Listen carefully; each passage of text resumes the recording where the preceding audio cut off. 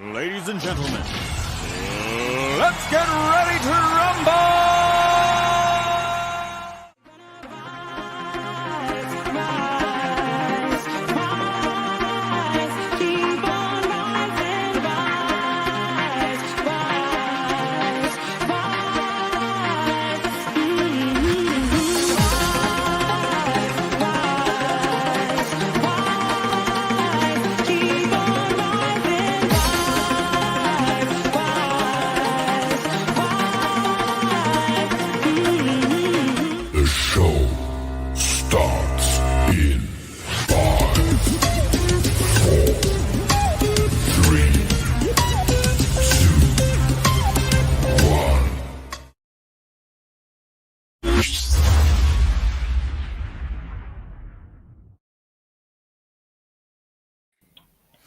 Good evening, all, and welcome to the Toon Review, where tonight it is the review for the season 21-22, which has been full of highs, full of lows, full of laughs, full of sadness. But one hell of a season anyway, which we certainly weren't expecting when we kicked off all them many moons back ago in August 2021. Things have dramatically changed at the club. We no longer have sports direct all over St James's Park. We no longer have Mike Ashley in charge. We no longer have the Cabbage Heed as manager. A lot of things have changed. We have had a very, very busy season, and we'll talk about that as the show goes on. We'll also do our final player ratings for the season. We'll include as many of the squad as we can, basically that have had a few games for us and things like that, and obviously some disappeared into the sunset, never to be seen again.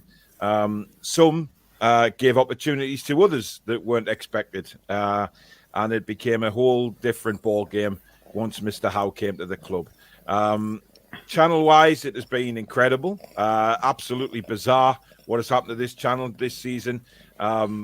New shows, hosts, guests, subscribers, mods, everything. It has dramatically changed, and all for the better. There's been some rocky rides along the way, but hey, if you're going to put yourself out there and be a bigger channel, then unfortunately that seems to come with the territory. But we've dealt with that, and they are now long forgotten, still in the mummy's bedrooms playing with themselves. We'll have a look at some of the comments so far. Peter Proudlock is the first one to send a message in saying, did you see Cabbage Heed's comments about us? I haven't. Has anybody? Facts. They were all facts. So he's whinging on, saying, how dare we say that he didn't train and that he gave them extra time off so that he could go on holiday. I think we'll find that's an absolute fact. International window, he was on a plane to Portugal. He was. Was he not? He was indeed.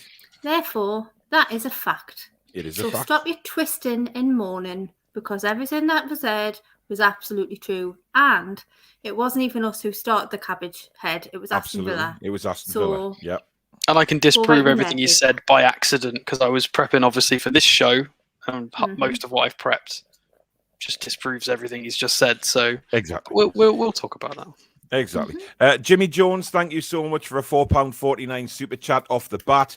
Very kind of you, mate. Obviously a Hammers fan, but he's a big fan of the channel, and love to have him here. So thanks, Jimmy. He put a comment saying evening all. Now, Danielle, we must ask you this before we go any further. There was an incident yesterday which you have been linked to by many people. Yes. Not and to the point where people were mentioning getting lawyers, etc. Because on the BBC yesterday, on their ticker, it came across the bottom, Man United are rubbish. And as soon as it cropped up, your name was immediately mentioned as to say she's found a master hacker who's hacked into the BBC and managed to put Manchester United are rubbish along the ticker. Yes. Do you have any comments to make on that, young lady? Well, I have consulted my legal representation, who is Julie Baker. Yes. And I've got no further comment to make at this time. That's fair enough. So Danielle is, she's not confirming nor denying that she had any part of it. For me, I thought it was absolutely fucking hilarious. Loved it. Whoever was responsible for it. They weren't wrong, though.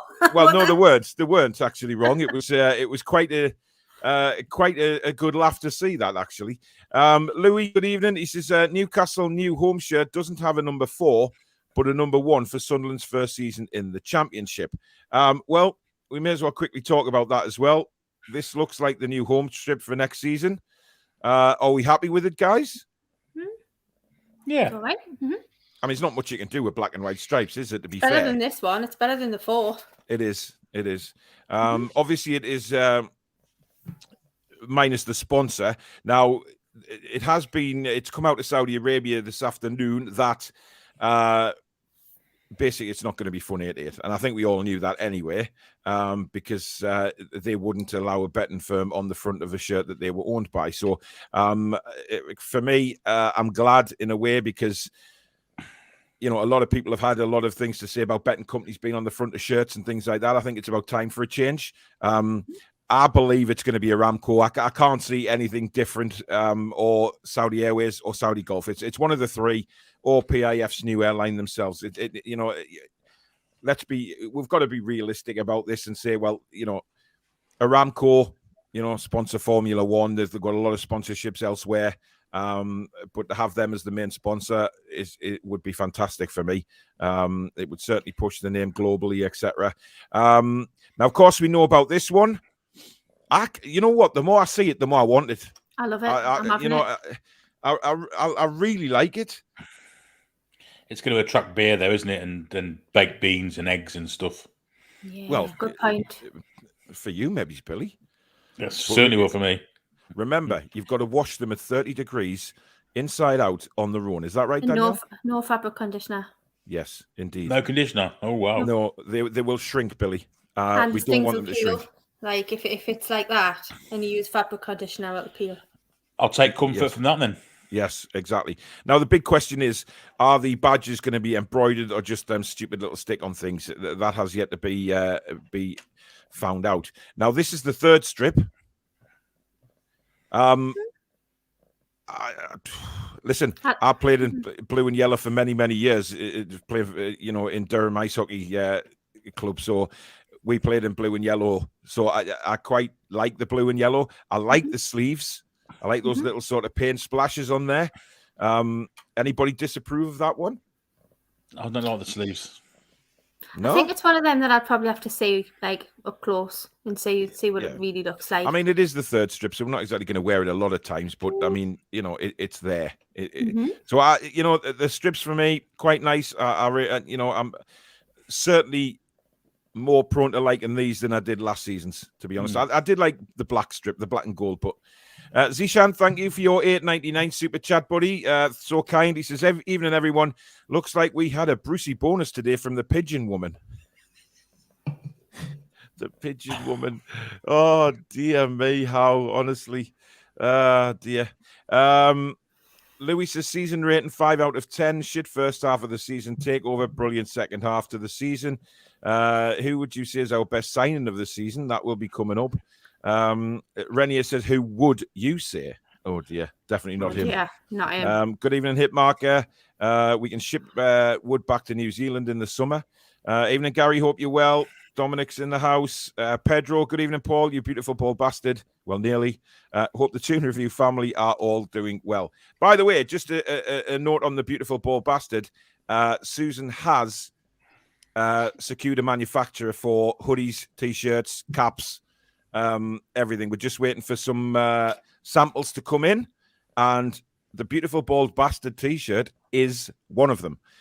So as soon as we get the samples back and it's a yes, they'll be going straight on the website, and of course they are made to order.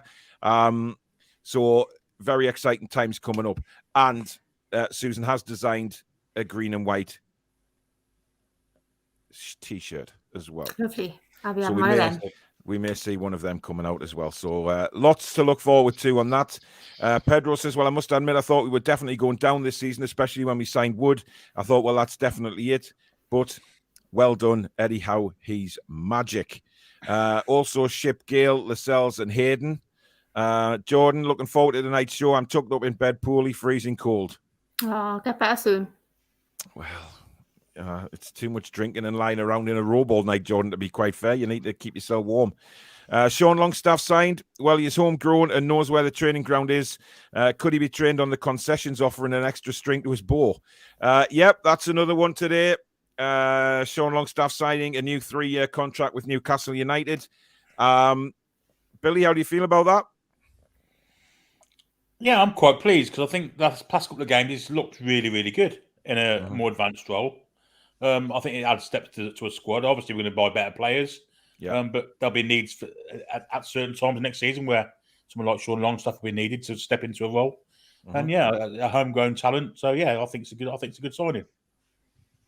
Yeah, Danielle, how do you feel on it? I think I'm happy for him. Yeah, you know what it is with Sean Longstaff. I think, I don't know. Sometimes I get swayed by the money, Paul. Do you know what I mean? Like sometimes I get swept away in the moment, thinking we're so rich. Like, let's bring all these players in when it's not reality. I know that'll shock us all, right? Jesus, knock me down with a feather. I do, and I've said like a few weeks ago when we were talking about it, and I said, I've got no emotion to it. Like, if he doesn't want to sign, he doesn't want to sign, and all that. But he's a local lad. You know, Eddie's done wonders with Joelinton. He's done wonders with Emil Kraft. He has. We've seen, and Jason Tyndall as well, and the coaching staff. And, you know, maybe we'll see, you know, much more of what we've seen in the last few weeks next season, hopefully with Sean. Obviously, you've got to back him with your own player, so I'll back him. Yep. Alex, how are you feeling on it? Yeah, I'm confident. So I've done a lot of digging when we've chatted about him and various shows. There is something there. He's got decent stats in certain things. He's got a reasonably good shape, physicality. He has played at a better level in his history only a few seasons ago. So there is something there. He's only 24, so he's still potentially young enough to do that. We can get a peek out of him as a midfielder. Yeah, we've seen a little bit more from him going forward. Again, he's going to start to have more quality around him in training. I think that's why we saw a lot more from him at Burnley. It just looked like he had a little bit more quality on the ball. So 3 years with an option for an additional one, I think it is. That's fine. Not a problem. Homegrown. He's one of our own. Give him a chance to grow. If it doesn't work, it'll be a shame. But I'm happy for him, and I hope he does well. Geordie View, Lawrence, good evening, everyone watching this on the laptop and the Europa Conference League final on PS4. Yeah, that's taking place tonight. I'm not really fussed about that one, to be honest. It's not one that I'm really looking out for. Julie's in the house as well. Good evening, Jules. Joe Willock could play spot the ball. Oh, jeez. Right. Let's take a little jump in our TARDIS and go back to the summer of 2021. Danielle, how were you feeling going into the season? Were you optimistic about anything? I mean, if we go to the start of the season, we played the preseason games. We were dreadful. We lost to York City, for God's sake. We didn't have a great time. How were you feeling going into the first game? Pretty grim, to be honest. I didn't feel like I'd always come in and predict a win, obviously, because you never want your team to lose.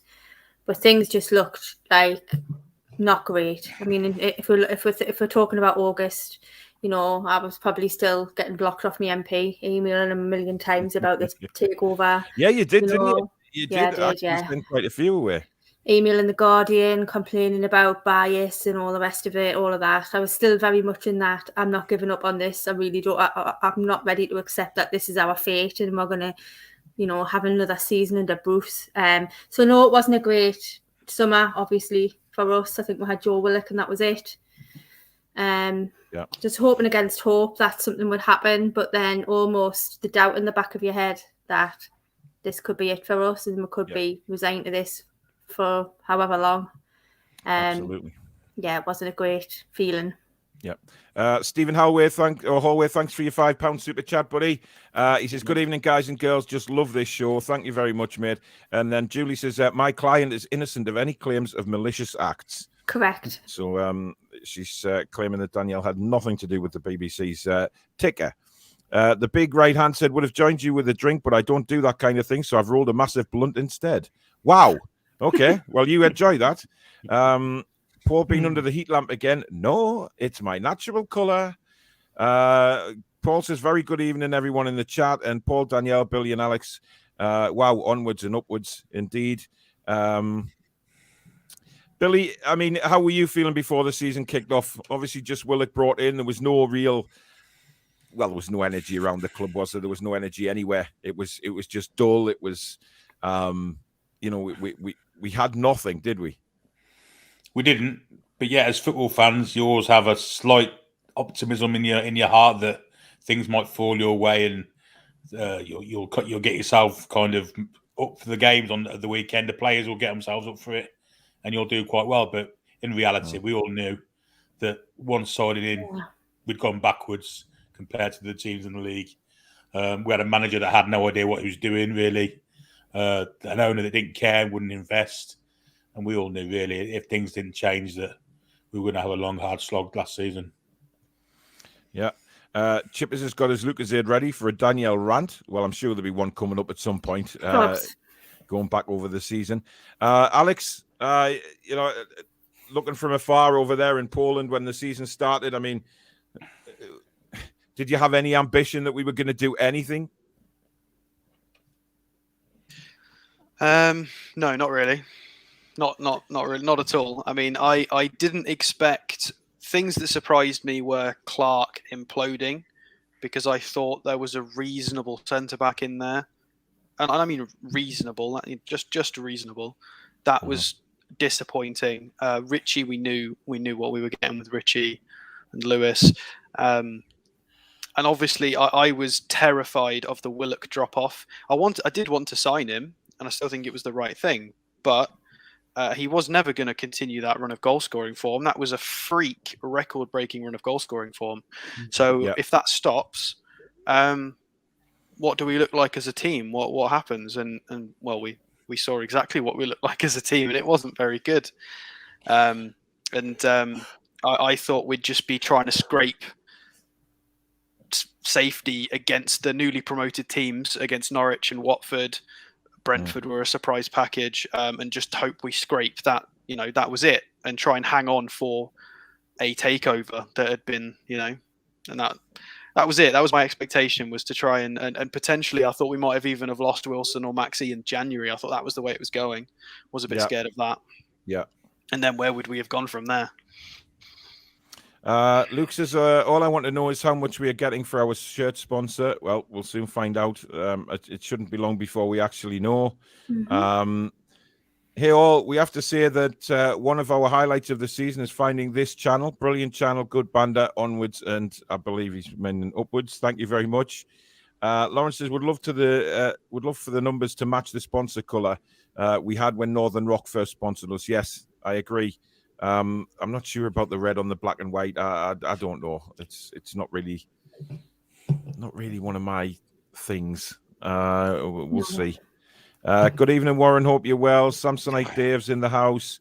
Didn't really think of Saudi Arabia when I first saw that kit. Actually thought of an island away kit. Yeah. That's because you don't have an agenda. Well, yeah, exactly. I mean, if you do have an agenda, then you see Saudi Arabia. If you don't have an agenda, then you just see an away strip. Jim's not keen on the third strip as much as the white-green. Yeah. The badges have to be embroidered. I agree, Luke. I really do. It's about time they changed. Coach Austin says, yeah, mine peeled on the logo. Luckily have two shirts. No more Dettol in the washing machine. Our current away one is one of my favourites. I'll be sad to see it go. Tom says, badges on the home and white look embroidered. The blue looks cheap stick on and spoils an otherwise good shirt. Again, we'll just have to wait and see till they come out. Morgul says, I like that blue kit. Would love Adidas to come back, though. I'm glad Tom's in the chat. I've got quotes from him as well. Oh, lovely. Interesting. Okay. Goatfather's in the house. I like coffee's in the house. Thomas is in the house. Lloyd says, evening, guys. Thanks for all the hard work from the Toon Review family and the work through this season. Cannot wait for the transfer window and what excites you about next season. Well, there'll be a lot to be excited about next season. To be honest, a lot of signings, a lot of different players coming in and going out. But again, we just have to wait and see what does come along. I mean, you know, we can speculate about players coming in and stuff like that, and it'll be interesting. Tony asks, is there any Kerry Katona merch coming? Absolutely not.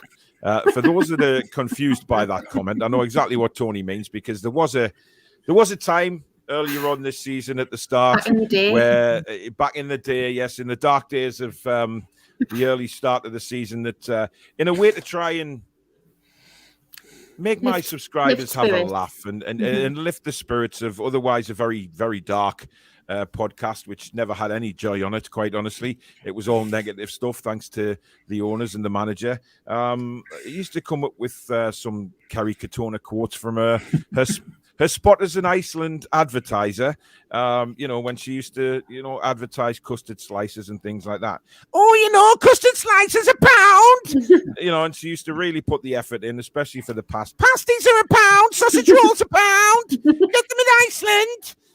You know, really, those days are gone. I Like Coffee says, if you had to use a five-a-side football team using only current Premier League managers, what would your team be? Holy, that's a good question. On the subject of managers, we do have to touch on the Premier League Manager of the Year, who was announced yesterday as Jurgen Klopp.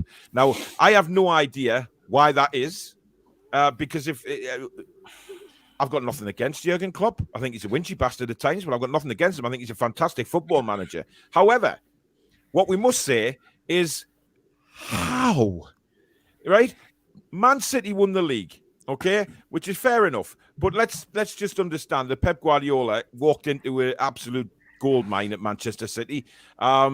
Yes, he's done very well. Now, I've heard people say that Eddie Howe didn't get it because he wasn't in for the full season.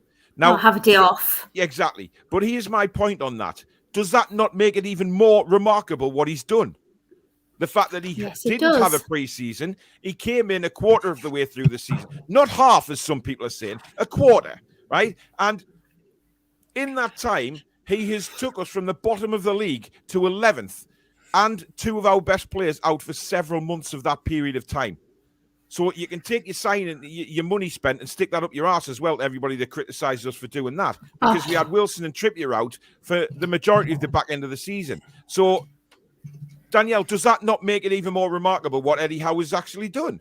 Yes, but what you have to understand, okay, is that if it was a pure 100% vote by fans, it's not. Okay, so it goes to a panel. Now, who's on this panel? That's what I'd like to know, who's on this panel. Well, Jamie Carragher and his structure. Hey, Jeffrey Calacoke. Exactly, the same old cronies who support the same old clubs. We know where we're going with this, right? You know, even if we win something next season, right? Even if we win something, we'll have to break down walls to get any recognition for doing Absolutely. So, listen, and the thing is, another thing as well, Eddie Howe was leading after the supporters' vote. So who changed it? Who? I've got Klopp as fourth. I've got Howe, Pep, Thomas Frank, and then Klopp. Thomas Frank is another one. Remarkable job on a very low budget. 13th place finish. I'm very upset that Ralph didn't get it, to be honest. Ralph? Ralph Hassan, hoodle, doodle, hoodle, hoodle, scoodle, pot noodle. No. And a bit of Ollie at the wheel. He should get a mention as well. Listen. It is a disgrace. It is an absolute disgrace. And, absolutely. Jurgen Klopp didn't win a Manager of the Month all season either. No, he didn't. Pathetic. And it's the same thing we fought for over this takeover. It's exactly the same. That's what we're up against. Absolutely. Coach Austin, thanks for your £5 super chat, buddy. He says something about Wilson's overhead volley goal versus Palace that gave me hope this season. But didn't think it would be this good. Ancients of Moo Moo, thank you for becoming a member. Danielle, have you done your homework yet on the Ancients of Moo Moo and KLF and all of that? We are justified an ancient. Yes, we are. I watched it, but never heard it. And we drive an ice cream van as well, Billy, don't we? Just rolling from the top. Yeah. Dun, dun, dun. Anyway, thank you for becoming a member. Zishan, thank you for another £4.49. Very kind, my friend. Was listening to Talk Sport today. Who?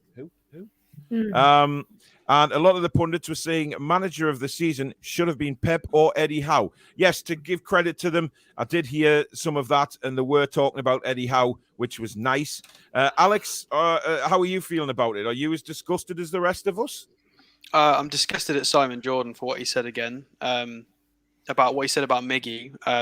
Because Trevor Sinclair mentioned about adjustment periods and being a foreigner, and Simon Jordan shut that down completely. He's been here 3 years, he should be fine. Well, Simon Jordan lived in Spain with a lot of money. Miggy came from Paraguay, from an impoverished family, and came when we had a Spanish-speaking manager under different pretenses. So he does need to check before he opens his mouth on things like that, because Miggy's family, where he's come from, you need to dig a bit deeper before you say something quite so critical. That's very unfair on Almiron. He's gone because he wants to be a good footballer. That's he's come to the Premier League. That's the dream. That's the dream for a lot of South Americans. So that was a bit mean, and I am very sorry. I don't know what the original question was, because I was really annoyed about Almiron. I just needed to have his back. I got annoyed with that. What about him? Where he finished? No, the award. Are you annoyed as we are? I'm very annoyed. I was absolutely fuming on Twitter yesterday. I can't quite understand it. I understand they got over a 90-point season, which is incredible, phenomenal. But there they is didn't win the league. That's the thing. They can get as many points as they want. They still didn't win the championship. Well, yeah, but nor did we or Brentford. And I feel like our managers are both in with the shout. It's context. It doesn't have to be the trophy necessarily. It's about this, the expectation of the club, the budget, the players, and what's been achieved in relation to that. And I feel like Brentford have done, Thomas Frank specifically has got every last bit out of that club to try and get a reasonable finish. The tactics were interesting. They did rubbish against us in the second game, but I feel like that was because of the red card. They did have some interesting tactics. Obviously, Eriksen's come in and helped. But it's about context. You can't just give it to the trophy winner, in my opinion. And I think the last person to do it was Tony Pulis about 10 years ago was the last time somebody won it who didn't win the Premier League. Pardew did it. I think that was possibly the year before. Yeah, it was, wasn't it? Yeah. I mean, it baffles me. The achievement that Eddie Howe did in such a short time. It doesn't baffle me at all. No, yeah, I understand that. Jimmy says, I enjoyed the first game. I bet you did. We got ripped apart by West Ham, of course. Yes. And that was certainly a sign of times to come for the first 14 games. West Ham, by the way.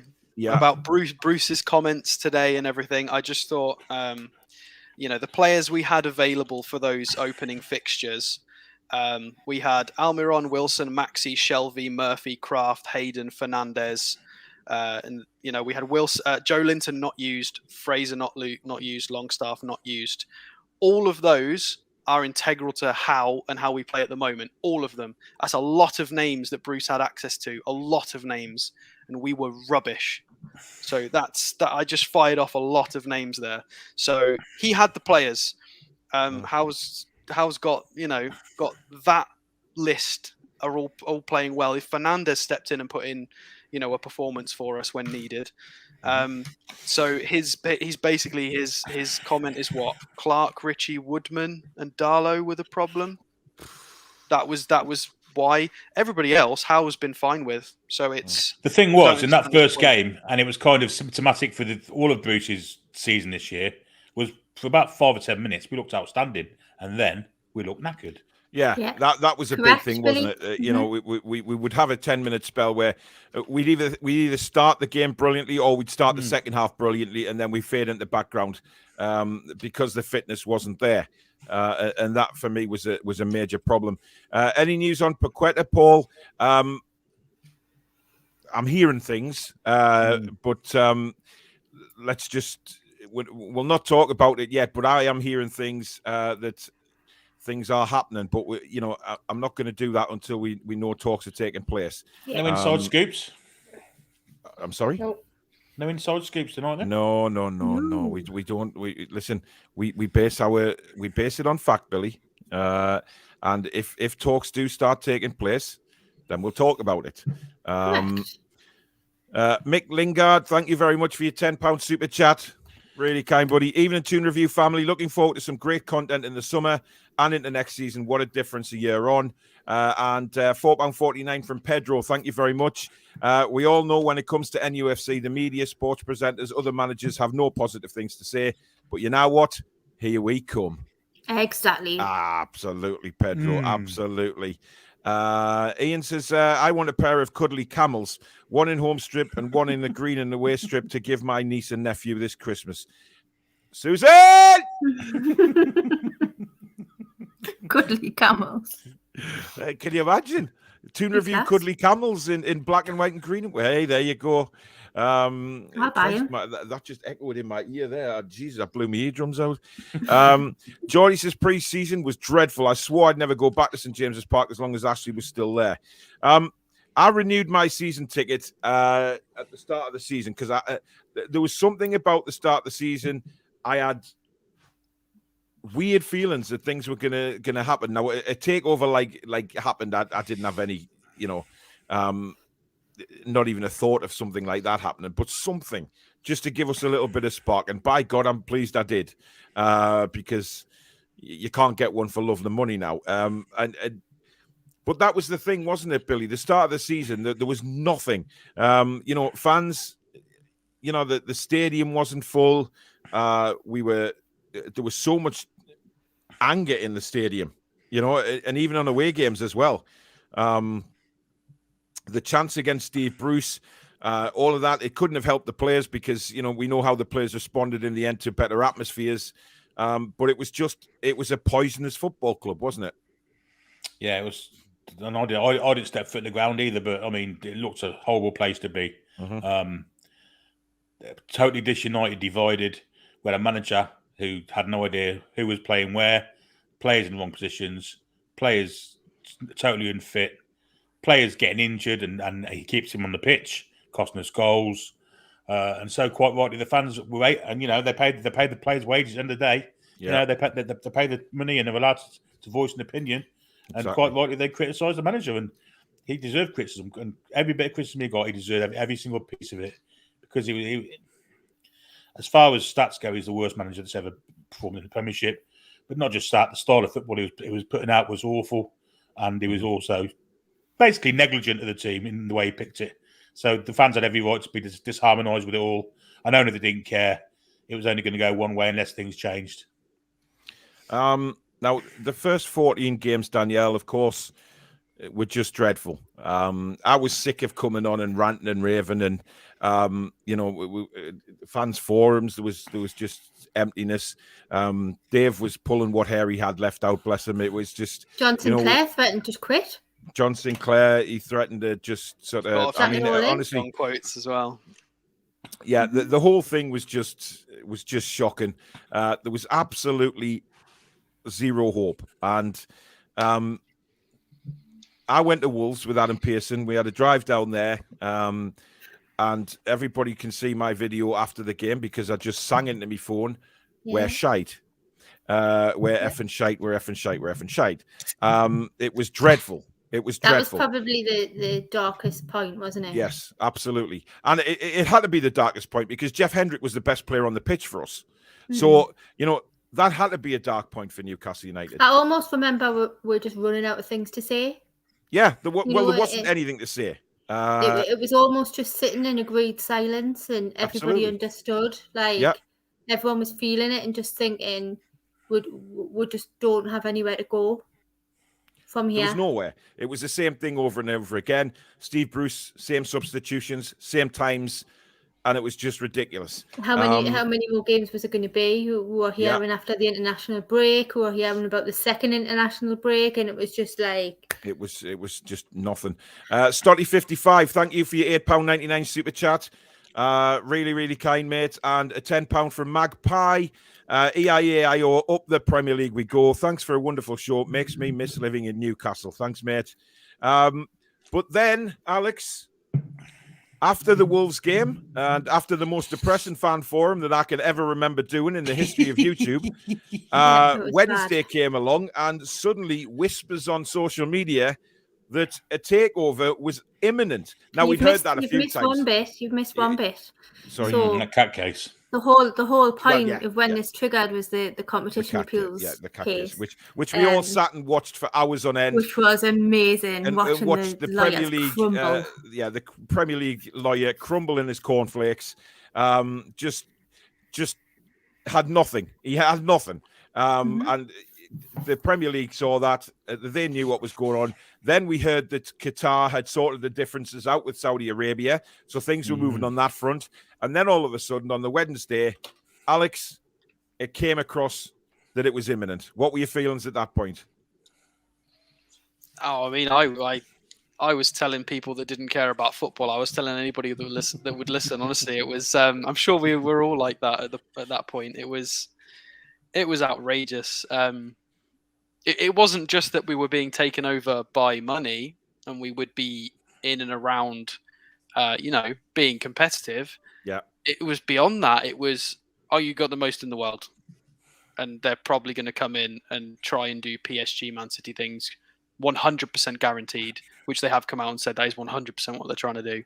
So you can't. It's just difficult to fathom. And then sort of the prices that were going around of obviously our financial situation was quite healthy, how much money they have and could potentially invest, and then obviously some of the interviews. It was really hard to get heads around, as we all felt at the time. It was very hard to. Yeah. I mean, considering the previous 14 games, and I mean the last 2 days, I've been back and watched pretty much every single fan forum on speed views from the start of the season, and skipped a few. And it gets really depressing just pre-takeover. No shit. Yeah, we've got John Sinclair saying we don't have the ability to have a go. Paul saying we don't have enough of the ball to have a go. Give the ball to Maxi, let him run. We don't tackle, we don't press. Lascelles doesn't move the line. These are all things we've uttered. And it was, and then the takeover happened, and then obviously the takeover stream when it eventually, we'll move on to that. But the differences in the channel and the differences in the fan base, just night and day different. Absolutely completely incredible. Changed. Yeah. Zishan, thank you for another £4.49, mate. Really kind. Was watching the aftermath of the Arsenal game. How wonderful is Amanda treating each player like they were her children? Paul, can we get an "Oh Mandy"? Right, if you want to hear me sing "Oh Mandy," then you can go back and watch the Takeover, the Takeover show, because I did actually sing that with a weird. I did, because I had a tea towel on my head at the time.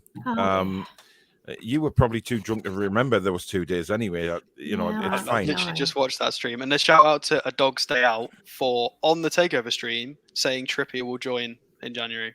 Yeah. Amazing shout. Well done. Yeah, absolutely. I don't know how you knew that, but good effort. Jimmy says Souček's up for grabs if you want him. Got Joelinton. I love the barcode shirt.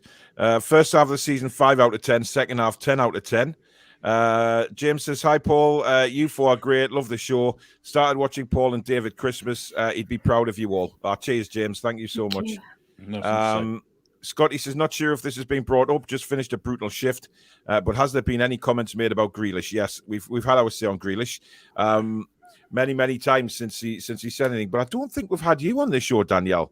Listen, mate, he's an overgrown, honestly, overrated, monumental bellend. That's what he is. Okay. Listen, he comes out like Jack the Lad, like, oh, look at me, I'm so clever. How much of a part did you actually play in this, Jack Grealish, in this season? Not a lot, from what I've seen, right? Yeah. So all you've done is filled yourself full of drink, started acting like a big man, and embarrassed yourself and your club. So you're on the list. Oh, he's on the list. Oh, no. Susan says, honestly, John, I come home today with pneumonia from a school event, and Paul comes home looking like he's been to Africa. Yeah, listen, I knew what would happen. It was one of them cloudy skies. It was sunny. It was windy. It was dangerous. And Susan went the other way, got pneumonia. And, of course, me, I just look at the sun and tan. So I can't help it.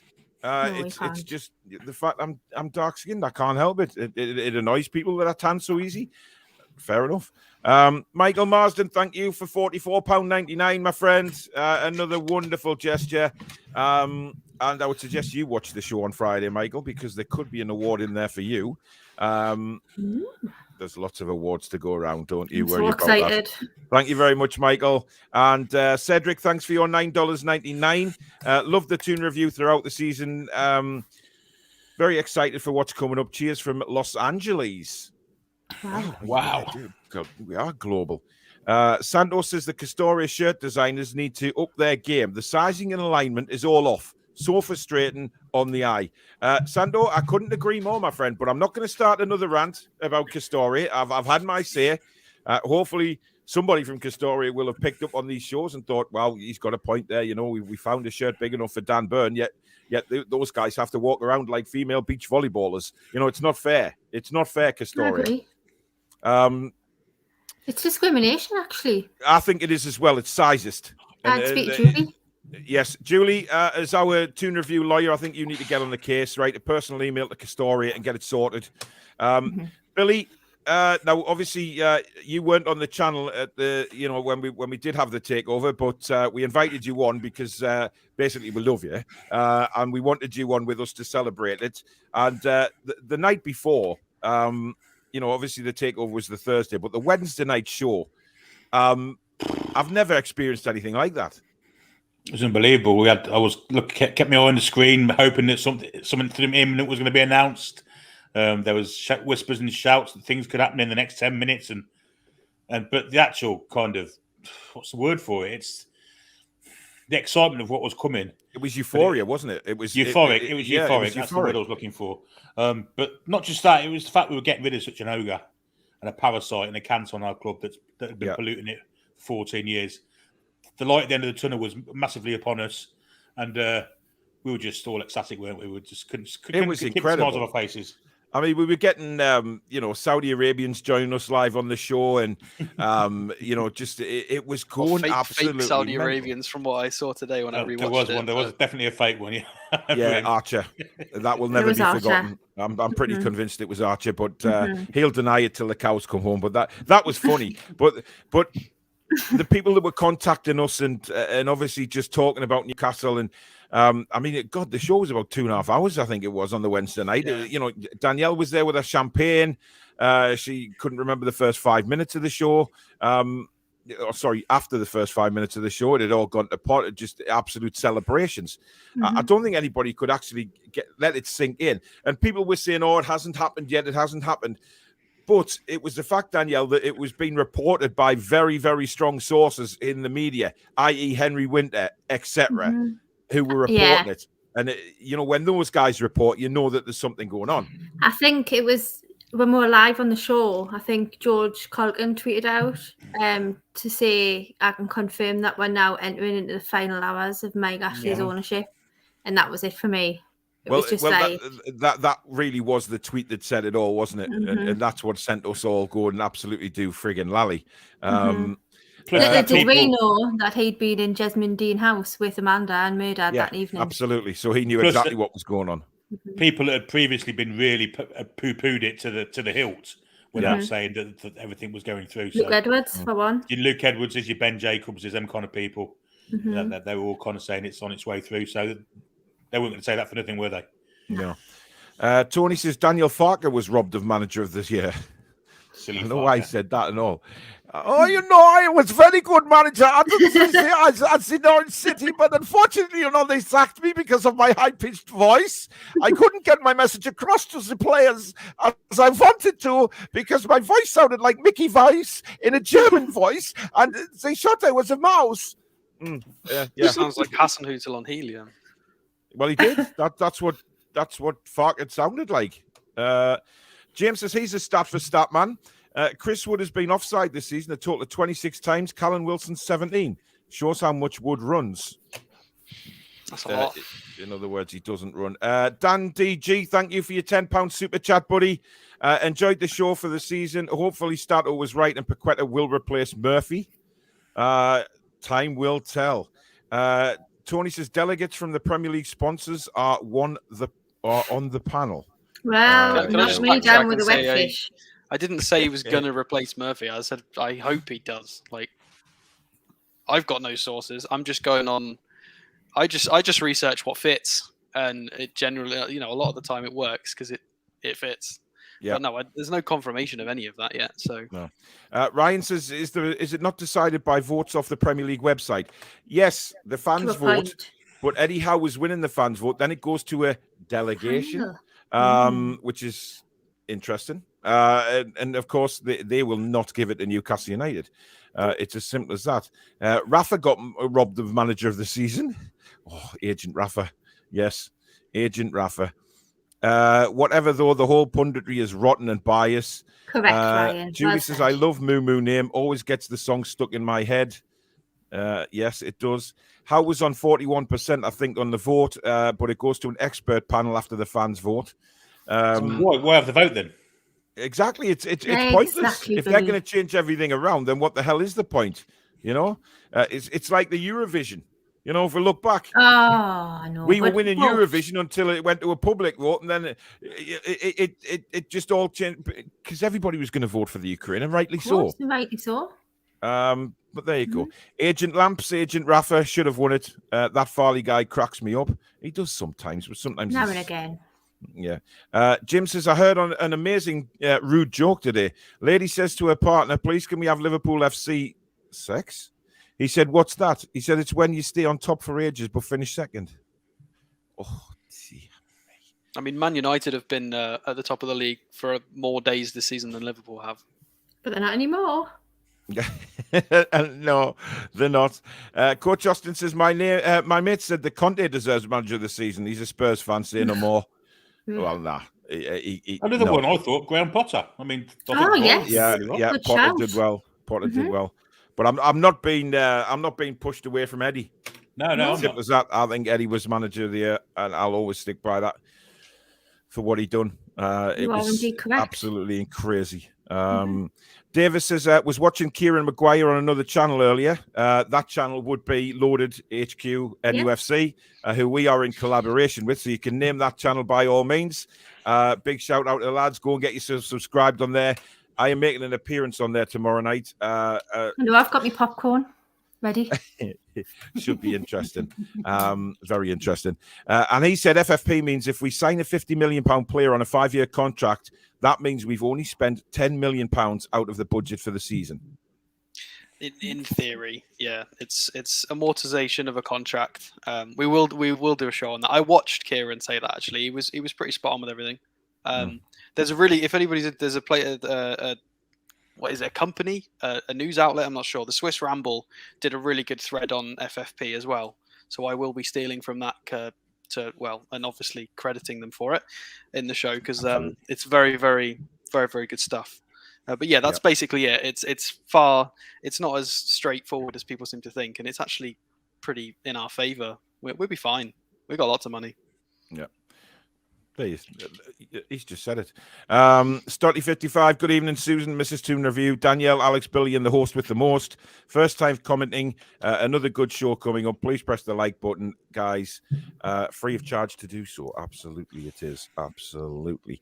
Santos says Grealish is painted as the poster boy of English Premier League football, and he acts like he's already a legend. What a trashy person and terrible role model he is. Correct. Legend in his own lunchtime. Yeah. Yeah, he's always been the same, hasn't he? He's always had a vastly highly opinion of himself. Yeah, he's a cocky little twat, isn't he? Even he slagged off Mahrez, and Mahrez is, despite having 400 fewer minutes, has got 10 more goal contributions in the Prem this season. So the person he slagged off is far better as well. Yeah, Grealish against Mahrez, there's no winner. There's a massive winner there, and that's Mahrez. Very interesting username, Chewbacca's secret love child. Not a Toon supporter, but I have a soft spot for Newcastle. Thank you very much. To every Newcastle fan out there, hold on tight. Scream if you want to go faster, because we are on some mighty train charging to the top. Like that. Beautiful. Yeah, I like that. Beautiful. Dan says, all I can say is went from getting beat from Cambridge at home to ending beating Arsenal. The Cambridge game was a dark day. I must admit, taking the kids and Susan along to that game, and then the kids turning around to me who'd never been to a football match and turned and looked at me and said, this isn't very good, is it, Dad? And I'm like, no, because I went into the ground telling them, they're going to see loads of Newcastle goals and Kieran Trippier's playing. And, there you go. It was one of them things, but what a turnaround. What a turnaround. Danielle, what's the matter? You're looking sick as a pig. Because I'm remembering those days. Oh, okay. Well, Take we'll get us off them back. very shortly. Remember match day when you used to wake up and for a few seconds you'd be like, "Oh, it's Saturday," and then it'd hit you like a brick. Like, "Oh God, another day." Game, man, as well. Speaking of dark times, does anybody? Tony's just put a comment from Steve Bruce. Do you remember that? The gloves are off. I'm doing it my way from now on. Do you remember this? Are you calling me a liar, Craig? Yes. Remember that? Yes. He is a liar. How's the bacon? Did you say? Mm-hmm. Oh dear God! That Cambridge game. Roll our sleeves up, dust ourselves down. We go again. Fuck off. we had 27 shots against Cambridge, 12 corners, 17 shots inside the box. Yeah. I don't know how we didn't. We should have scored 5. Their keeper though. I mean, to be fair to the he lads, had a people once in a lifetime performance, didn't he? Yeah, people saying we were crap. I mean, we did have 17 shots inside the box. Yeah, we had Murphy as a false 9, though. That was the problem in that weird game. We had Joelinton and Maxi up front, to be fair. We started it. Yeah, but then Murphy went up as a false 9, oh dear. Murphy missed a few sitters in that game. YT says, my first game was the Cambridge one with my son. What a load of shit, but to go from that to this is unbelievable. Yeah, absolutely. I go to the doctor and say my poop smells of coconut. It's Bounty, replied Doc. Oh, dear me. That's an old Geordie joke. Bruce didn't lie. He did it his way. Unfortunately, his way was outdated, clueless, inept, and involved a 2-day working week with mandatory kebab days. Yes. Now, everybody remembers back to a joyous occasion when we did have the takeover, Danielle, and I went a bit crazy on the takeover show because I mentioned camels on numerous occasions. Outside the stadium. 2 camels, a camel either side of the players' I do believe entrance. you had a camel in the picture, didn't you? In the countdown, yes, I did. Yeah, There was Susan. You were on a camel. Yeah, Susan put me on a camel. Yes, with a head thing on and everything. And yes, and I did mention about Amanda riding into St James's Park on a camel. Various things. Waving a black and white bra. Waving a black and white bra, which she still hasn't done. But I'll forgive her for that. That takeover show was just mental because. I mean, Billy, at the point, is asking Danielle because she was too hungover, but it was incredible, wasn't it?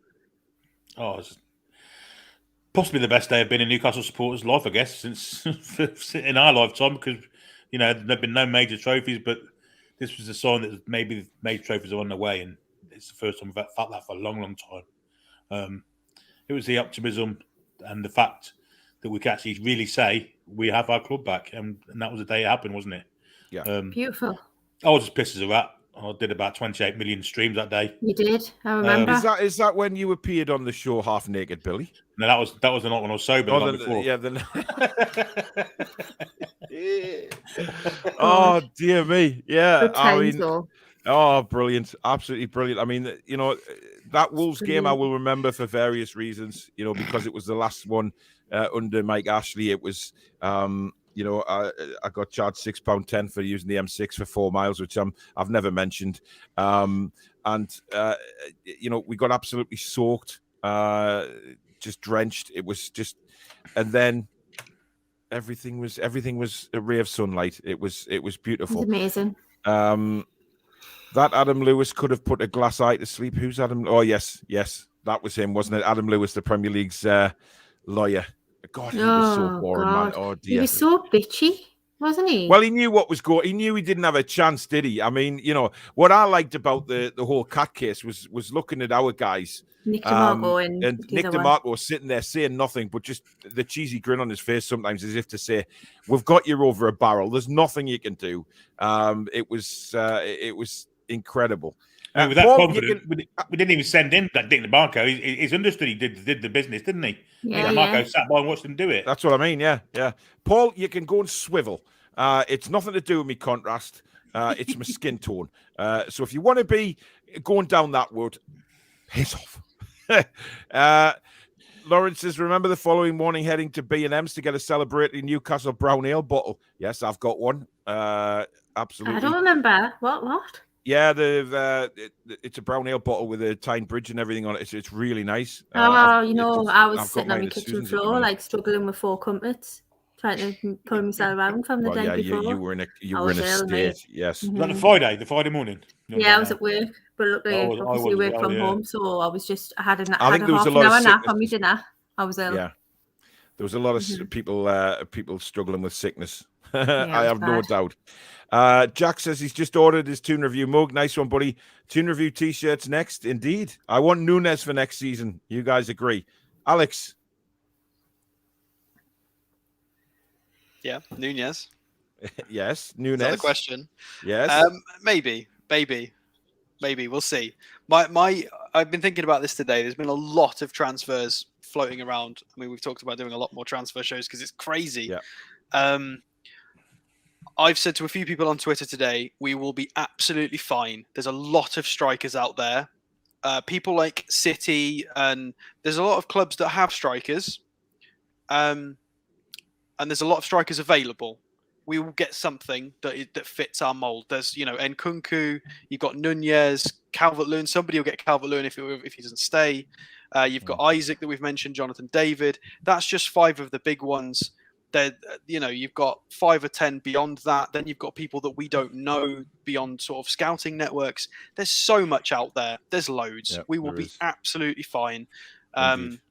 Definitely. Whether if it's Nunez or not, I would love Nunez. I think he's brilliant. Adds to the Portuguese sort of flavour in Brazil. But we will definitely be fine. There's plenty out there on the market, and we've got the money. So.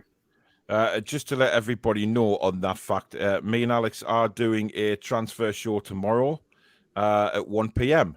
So we are starting some shows during the day, which should be very interesting. It was a lot of new success. Names popped up, so yeah, it was a big success during the winter window in January. Lots of people still tuned in, whether it was during the day or night time. So at 1 p.m. tomorrow, we are fitting in a transfer show for an hour or so. So if you can, do join us for that one. If you're on the fence about whether or not watching it as well, we have been linked with a 6'7" youngster who is a right-sided centre-back. So we could have 2 6'7" centre-backs in theory, which we won't divulge too much, but that's hilarious. Coach Austin, thanks for another £5 super chat, buddy. You are right, Paul. Not every day is a great day. Rose-coloured days shined by the sun are on their way. Our season summed up, and for anyone struggling out there, thanks, buddy. Santo, thank you for your £6.10 super chat. We haven't had one of them for a while. Thank you very much. Amazing coverage this season, guys. The Toon Review team is class. I always want to join in on the fan forum, but always get too nervous. Hopefully next season. You've got now to be nervous about, Santo. Seriously, man, get yourself on. It's like sitting with your pals. That's all it is. Exactly. It's just banter and a laugh, the fan forum. That's all it is. PD says, Takeover was a day before my birthday as well. What an early present that was, indeed. I remember we did a show on the Friday, the day after the Takeover, and I've never seen PD so happy in all my life. The Takeover was the day after my birthday. So, yeah, we got something similar there. There you go. There you go. I'm not going to read this out, but I'm going to put it on the screen because Luke sent this in on the Takeover day and had us all absolutely rolling with this comment. I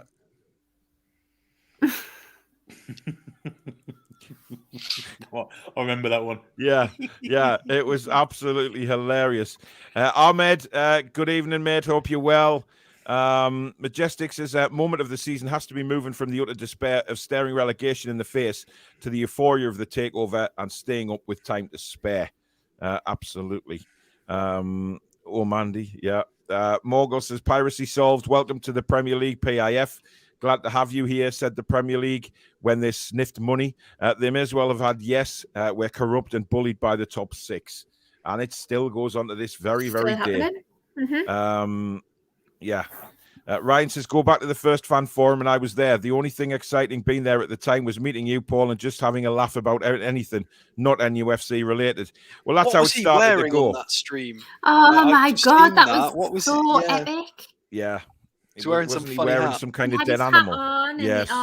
What a good day that was. Because his basement was freezing cold, apparently. Renier, thank you, buddy. Really kind. Top man. Ahmed says, Paul, can we get the 21-22 highlight of your show? Oh, that's a toughie. It has to be the takeover shows. It has to be because, like Billy said before, just euphoric. Something that we were, because it happened so quick. That's the thing. It happened so quickly that I think everybody just thought, wow, is this really happening to our club? And it was just bizarre. The whole thing was bizarre. And it was a wonderful thing to be part of. There's been all sorts of craziness going on the show. We went from wanting Mr. Blobby as manager on the fans forum to Conte, Emery, Lampard, Gerrard, all these top managers that were mentioned at the time for our manager the next day. That's how it changed. I've got some. I do have some quotes from that stream specifically from a couple of viewers that are regulars, and I've got to say well done to Cesare, because you said our starting 11 is fine. We'll be all right in January under new management, which was bang on. So well done. And then Tom Lynch, unfortunately, jumped on the Joelinton hate bandwagon and went, Gateshead's too good for Joelinton, with Sedwin Scott and Macaulay Longstaff. So, yeah, that didn't age very well. Did you watch Takeover shows, Alex, by any chance then? I've watched all of them, yeah. I've watched pretty much all the fan forums leading up to this. Sorry, guys. And Danielle did mention Lampard, but she said she's not sure, so I can't. I don't remember saying that. I was probably drunk. What about signings for January, Alex? Did you remember anything about that? A few people got them fairly spot on, to be fair. The biggest one I wrote down. There's a few funny ones which will be in the award show, so I'm going to split these up. But obviously, I've mentioned A Dog's Day Out predicted Trippier on day one, which was incredible. Musical Magpies with a shocker. I hope Lampard is our new manager. We need a manager with experience and quality. Sorry.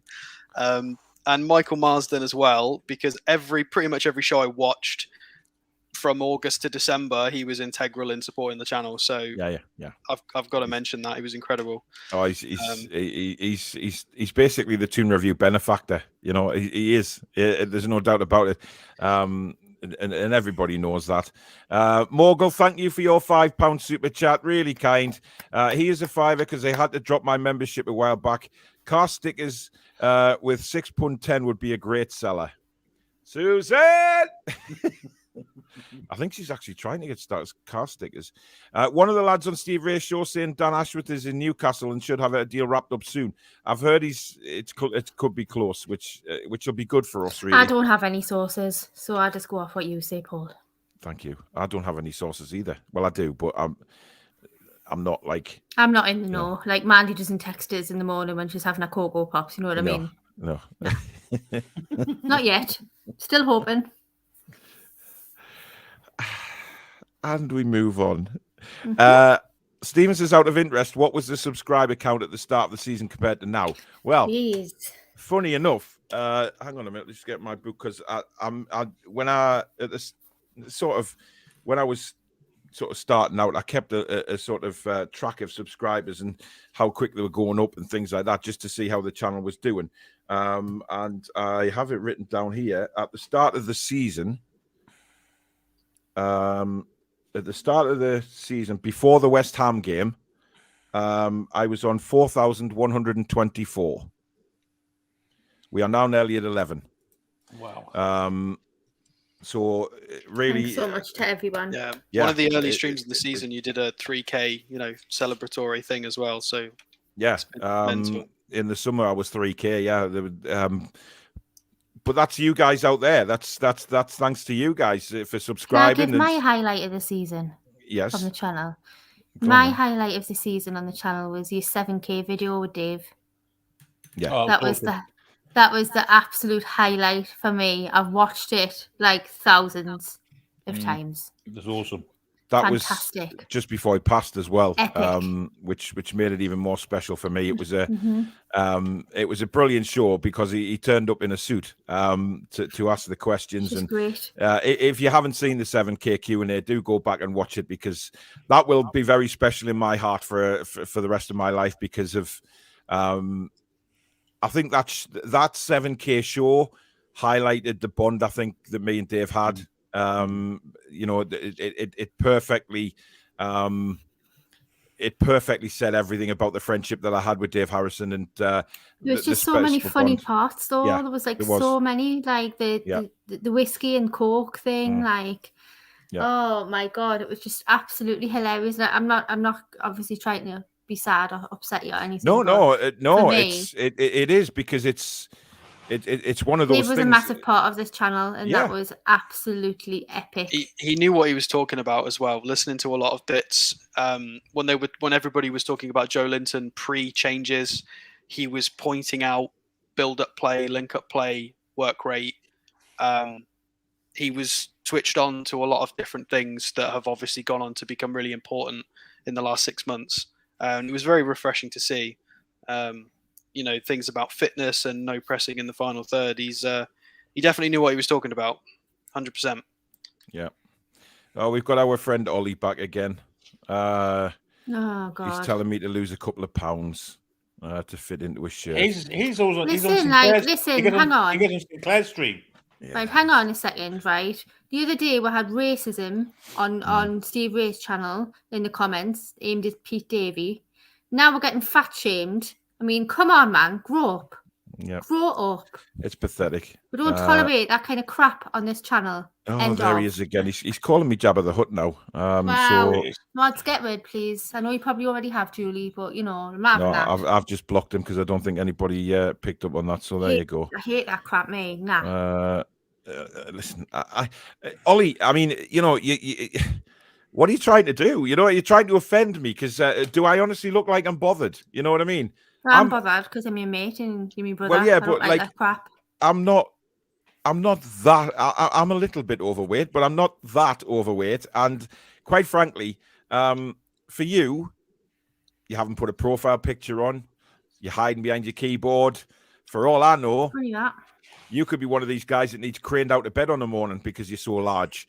But then again, I know something that isn't large, and that's your penis. Because if you had balls and a penis, you'd actually show your face. So never mind. But if you're trying to insult me and make me feel bad, you're not doing it very well. But what does it matter what size you are, what you look like, what kind of skin you have? You have to have a certain pandemic. If you look a certain way to support Newcastle United and talk about football, is that what it is? Yeah, exactly. Yeah. Well, we're not allowed to do that if we're a certain size or a certain gender or a certain race, apparently. Absolutely pathetic. Pre-Eddie Howe, Asif says he can't save Newcastle. Then it was money won't change it. Then finally we did spend 90 million. What did you expect? We've always had an uphill battle. Absolutely. Yeah, exactly. Well said, brilliantly said. We've had an uphill battle ever since the takeover. So it's just seen on Twitter, Henderson deal pretty much done. Who knows what's correct or not? I think Henderson is close. I must admit, I've heard that. And this time it's a permanent deal. It's not a loan, which I'd prefer, to be honest. I don't want to loan anybody from Manchester United, and I'm sure Danielle feels the same about that. So there we go. We've got another £10 super chat from Geordie Metal. Thank you very much. R.I.P. the King of Northumberland, indeed. Tottenham Hotspur fan here. I have to say I love what you're all doing at NUFC. Thank you very much. Really appreciate that. Chipper says there's a big jet landing from France tonight. Paqueta? Remember Plane Watch? Oh my God. Listen, Plane Watch will be back. I have no doubt that the plane spotters will be out with the radars and saying, "Oh, this is flying from such and such." It pays off because that's how we first got heed of the takeover happening, wasn't it? Yes. The flight list. The bloke put the absolutely, yes. The manifesto, yes, we did. Well remembered, Billy. Yeah, well remembered. I forgot all about the manifesto. I did. Because it was put out on social media, then it was deleted, wasn't it? Mm-hmm. It was deleted, and people said that it never was. It was so that was it. Oh dear me, how there you go. Mahrez is a much better player than Grealish. PSG apparently made £700 million this season. Graham says, how much do you think Chelsea are going to spend? Who knows? How much they got? How rich are the owners? Ahmed says, Paul, here is the fake Saudi. Well, Ahmed, it's not you. It's not you. No, it's not you. We know who it was. I know who it was. I know who it was. Biggest disappointment of the year has to be Fenwick's window for a repeated lack of filling despite promises to the contrary. Lots of people did say they were going to do various flashes in Fenwick's window. And I can't remember what it was about, but it was... I did. So Danielle's still yet to flash in Fenwick's window. Alex is still yet to play his guitar to fog on the tie and shave his beard. Billy, I have no idea. Yours is probably some sort of striptease. And I just start World Wars. So, it's pretty... I've done 2 striptease. I'm not doing any more. You have indeed, yes. That's your quota for the season, Billy. Yeah. Yeah, it is. It is. Right, slightly moving on after the takeover, of course, we had the Tottenham Hotspur game, which was... The atmosphere before that game, Danielle, was something to behold. Yeah, I was in tears with Big River in the background. It was just like a carnival. The whole place was just alive. Something that will probably, I know Arsenal was great, but that one game meant so much. I think the only thing was Steve Bruce still being in the dugout. And that was the only thing. And of course, we had that terrible incident in the game with that Newcastle fan collapsing. Absolutely. Who, by the way, has thankfully made a full recovery. And absolutely. Back so thankful. But I can remember thinking, just not one of our own today, not one of our own. Yeah. Like, this is just, and I don't know. But I think, it was a magical spirit in the ground and all around the city. Even on the TV, David Ginola was just absolutely beside himself, reading off the War Flags banner. Yeah. It was just absolutely immense. Incredible. I mean, I was there. It was just the atmosphere around the ground was incredible. I mean, I was there on the Friday before, just after the takeover with Ben. Met, had a chat with Keith Downey and stuff, and it was incredible. I mean, even the day after, the atmosphere around the club, people were still coming to the ground just to walk around and take it all in. It was an incredibly warm day for the time of year. And everything was just surreal because we couldn't. I kept looking at the ground and saying to Ben, I was like, "Richest club in the world, we are, number one. We're at the top of the tree." But then, of course, the performance against Spurs. It was a typical Steve Bruce performance. 15 minutes and we fell apart. Yeah. Peter says another one of Bruce's quotes was the game could have gone either way. They didn't beat win 90 minutes. Do you remember when he said that? Yeah. That was was that not when we lost to Burnley in the cup? Yes, and he said, "Well, we didn't beat win 90 minutes. So we're still in the cup then, are we?" Yeah. Shocking. The takeover showed the start of many happy days. Yeah. It was. Absolutely. I would have loved to have been a player under Bruce, but then I am very lazy.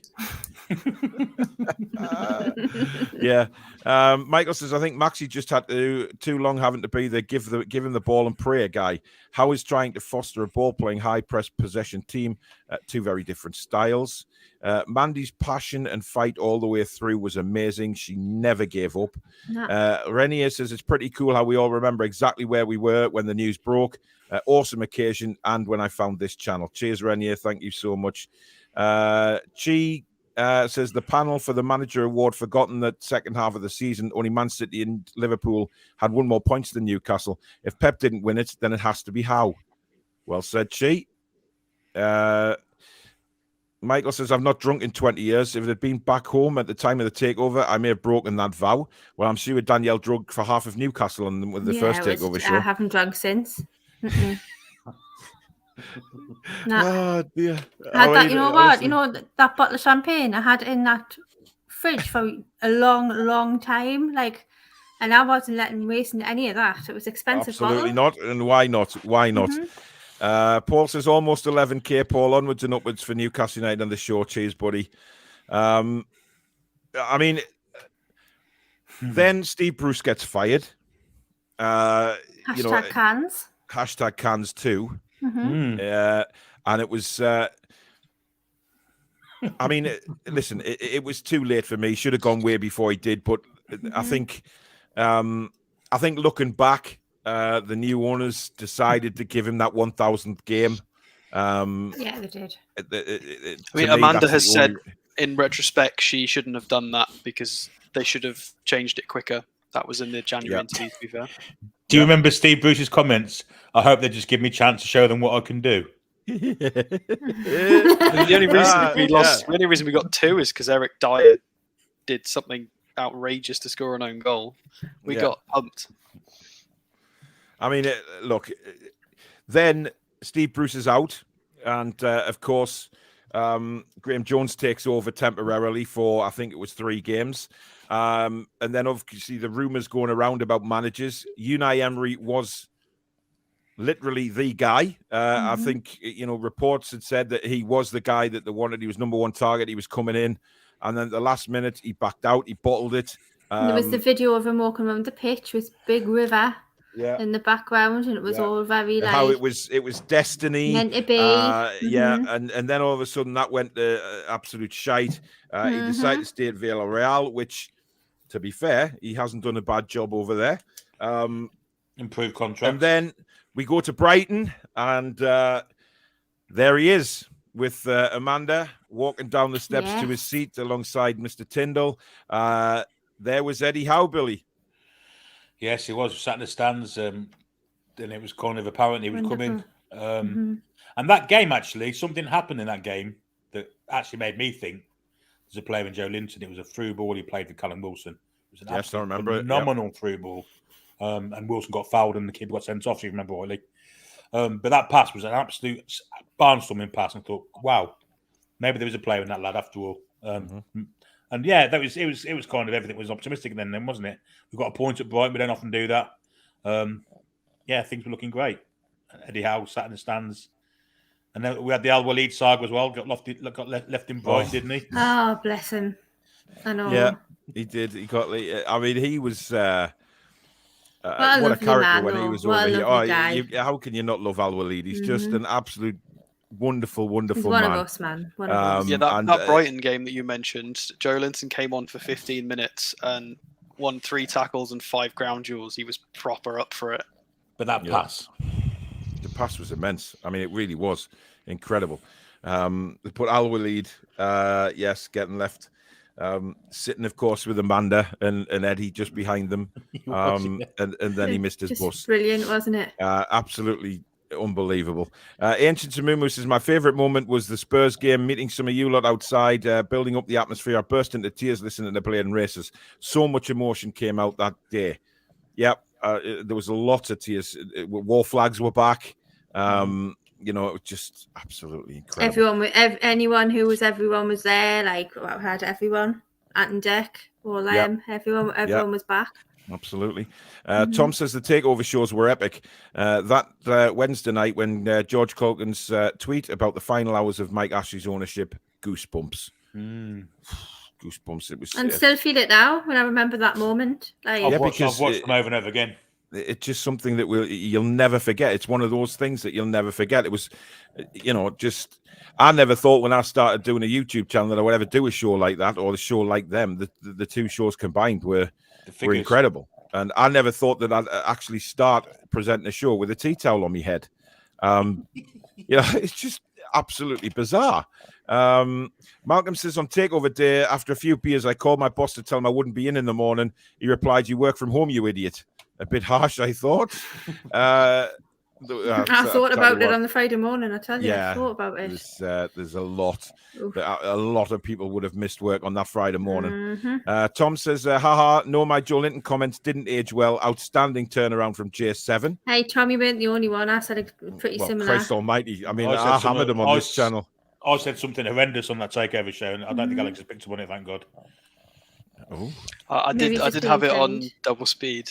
Maybe I missed it. Good. Yeah. I'm going to go back and watch it now. Yeah. Stu says, R.I.P. the King of Northumberland, Dave Harrison. A truly great man. Indeed he was. Just read that Neymar is interested in joining us. I'm not sure whether he's brilliant and Eddie can work wonders with him. In my opinion, don't think it will ever happen. Same, I don't listen, either. one thing about Newcastle, right, is never say never. Because surely as fans, we have learned that phrase over the years is never say never. Because Kevin Keegan coming in when he signed. Yeah. Nah, but it's Neymar, isn't it? Like how Trolls wanted Joelinton to Gateshead as well. Just drop you in it. Yes, he did. He did. Morgul says, Paul, I'm a glass half full guy. Our terrible start of the season and your subsequent rant videos brought me and probably quite a few others to your show. So silver linings, mate. Yeah, I mean, people used to love watching me just to see me have a heart attack on the screen. It was just a shame about your blood pressure, wasn't it, really, Paul? Yeah. Some of your post matches from like September, October are terrifying. Mm-hmm. If you want to scare your kids, people into being good children, tell them to watch that video and tell them I will hunt them down if they don't behave themselves. That's one thing you can do. Charles says, Dave was such a good man and the best gentleman and kept Paul in his place. R.I.P. Yeah, I mean, I rewatched the fan forum from last night. I could hear Dave loud and proud saying, leave Annie alone. Oh, he always used to tell me off for You're getting haunted for that. Yes, I know. But listen, Annie's been part of this channel coming on for a long time. I and know. It's just he knows banter. the grief we give him. Even Alex told me off last night after the show, and I was like, Annie is a great lad and loves the banter. That's why he comes on, because he knows. Alan says, I love Danielle's little dance when Alex said we had plenty of money. So excited. Here we come. How are the lads? Yeah, I'm overweight and knackered, but at my time of life and after raising 2 kids on my own, I've earned it. You have Thank indeed. you. You are who you are. Like, who cares what weight you are, what you look like? No one's bothered. Like, Exactly. So all love the Toon. That's it. Listen, can I just say, if Ollie's still watching, by the way, I have a fiancée in Susan who absolutely adores me. I don't know why. I still question that to this day, but she does. And she's the only one that I'm bothered about that thinks I'm decent looking or a decent guy. So you can stick it. Renier says, get Ollie on the fan forum. He hasn't got the balls, mate, unfortunately. People like that don't, unfortunately. Eh? People like that don't have the balls, No, of course they don't. unfortunately. No, they like to hide behind the little keyboards and, semen splattered curtains and stuff. Stiff Gator says, if Paqueta actually signed for the Toon, an entire city would genuinely lose its goddamn mind. Somebody as good as Bruno, it would be a massive coup. Well, absolutely. Sign him up. But the problem is I still haven't heard any agreement between us and Leon. That's the problem. Until I hear that something's been agreed between the 2 clubs, then I'll start believing. Yeah. Crypto says, I went into a coma a day before the news broke. How unlucky. Jesus Christ. Well, I'm glad to see you back fighting fit, buddy. Merson having a mare again, saying we should buy Kasper Schmeichel. What about poor Merson? Yeah. The only thing Steve Bruce beats is the shit out of his boxer after a greasy kebab when he can't make it to the bog. Oh. Do you remember Steve Bruce's comments about when he took his dog to a firework display? Yes. And which sort of prank takes a fucking dog to a firework display? Well, yeah, I remember that because it ran off, didn't it, or something? Didn't it? It ran off. It went missing. Yeah, it went missing. It was found eating a kebab, funny enough. There you go. Tom says, Howe came in and achieved something that no manager, no team has done in 134 years of league football, but it's not good enough to win a manager of the year. You're right, Tom. Yeah, the facts are there. I remember #cans kept having to get more with the way it dragged on. On the takeover day, I didn't actually have any in the fridge. Had to go to the corner shop. I think that was a problem. A lot of cans had gone out of date because they did. There was so many false dawns across the year and a half that it took to go through. The people would buy and drink every bloody week, hoping that the cans would be opened. Do you remember when Maydad tweeted #cans? Yes. Yeah. At the moment it went through. Yeah. And that was it for me. Champagne was open, done. Yeah. The rest of blue. Yeah. The lad in the corner shop wore a Toon top for a week after #cans. Everyone bought his shop and back stores out. All his drink would have made a killing. He had no clue what was going on. Peter says another highlight of the season, Archer's hilarious moments on the fan reactions. Oh my God, Jesus, so funny. Oh God, Peter, mate, nobody can control Archer, especially, listen, they were funny after the takeover, but when we were absolute at our rock bottom lowest earlier on in the season, some of his rants were absolutely spectacular, it has to say, which were crazy. Phil says, can I just thank you lot for all the laughs, the great stories, roll on the silver when it happens, and that won't be long. Indeed. Right, what we're going to move on to now to end the show off is obviously the player ratings over the season. Now, I'm going to try and include as many players as I can who featured a little bit, but, don't come at me if somebody doesn't get mentioned. The main players will be, of course, mentioned. Billy, we're going to start off with the goalkeepers. And Billy, Freddie Woodman. Going on performances alone, you can't give him any more than a 5 because I thought he was nervous, shaky, didn't inspire at all. But he's a young lad, and I think he might have a future in him. But whether it's in the Premier League, who knows? But 5 out of 10 for me. That goal he conceded against Man United was horrendous. Yeah. Alex, you can have Carl Darlow. That is a tricky one. I mean, considering the turnaround from when Dubravka came back, and it wasn't only with the January signings. He was just a lot better generally. But over the course of the season, I mean, we're annoyed he's injured. He keeps hurting his toe and his hand. It is frustrating. We don't like his flapping. His distribution was poor originally, but I'll give him credit for the improvements in that. And then just his general ability as a goalkeeper, he is very, very good. I'm going to give him an 8. I'm going to give him a high one, purely because I could see something. Oh, I'm talking about Dubravka. I'm getting all my wires crossed. I'm talking about Darlow to Dubravka. I was going to say, the whole thing. Sorry, guys. Jason. So I've got so many things I'm thinking about. It has.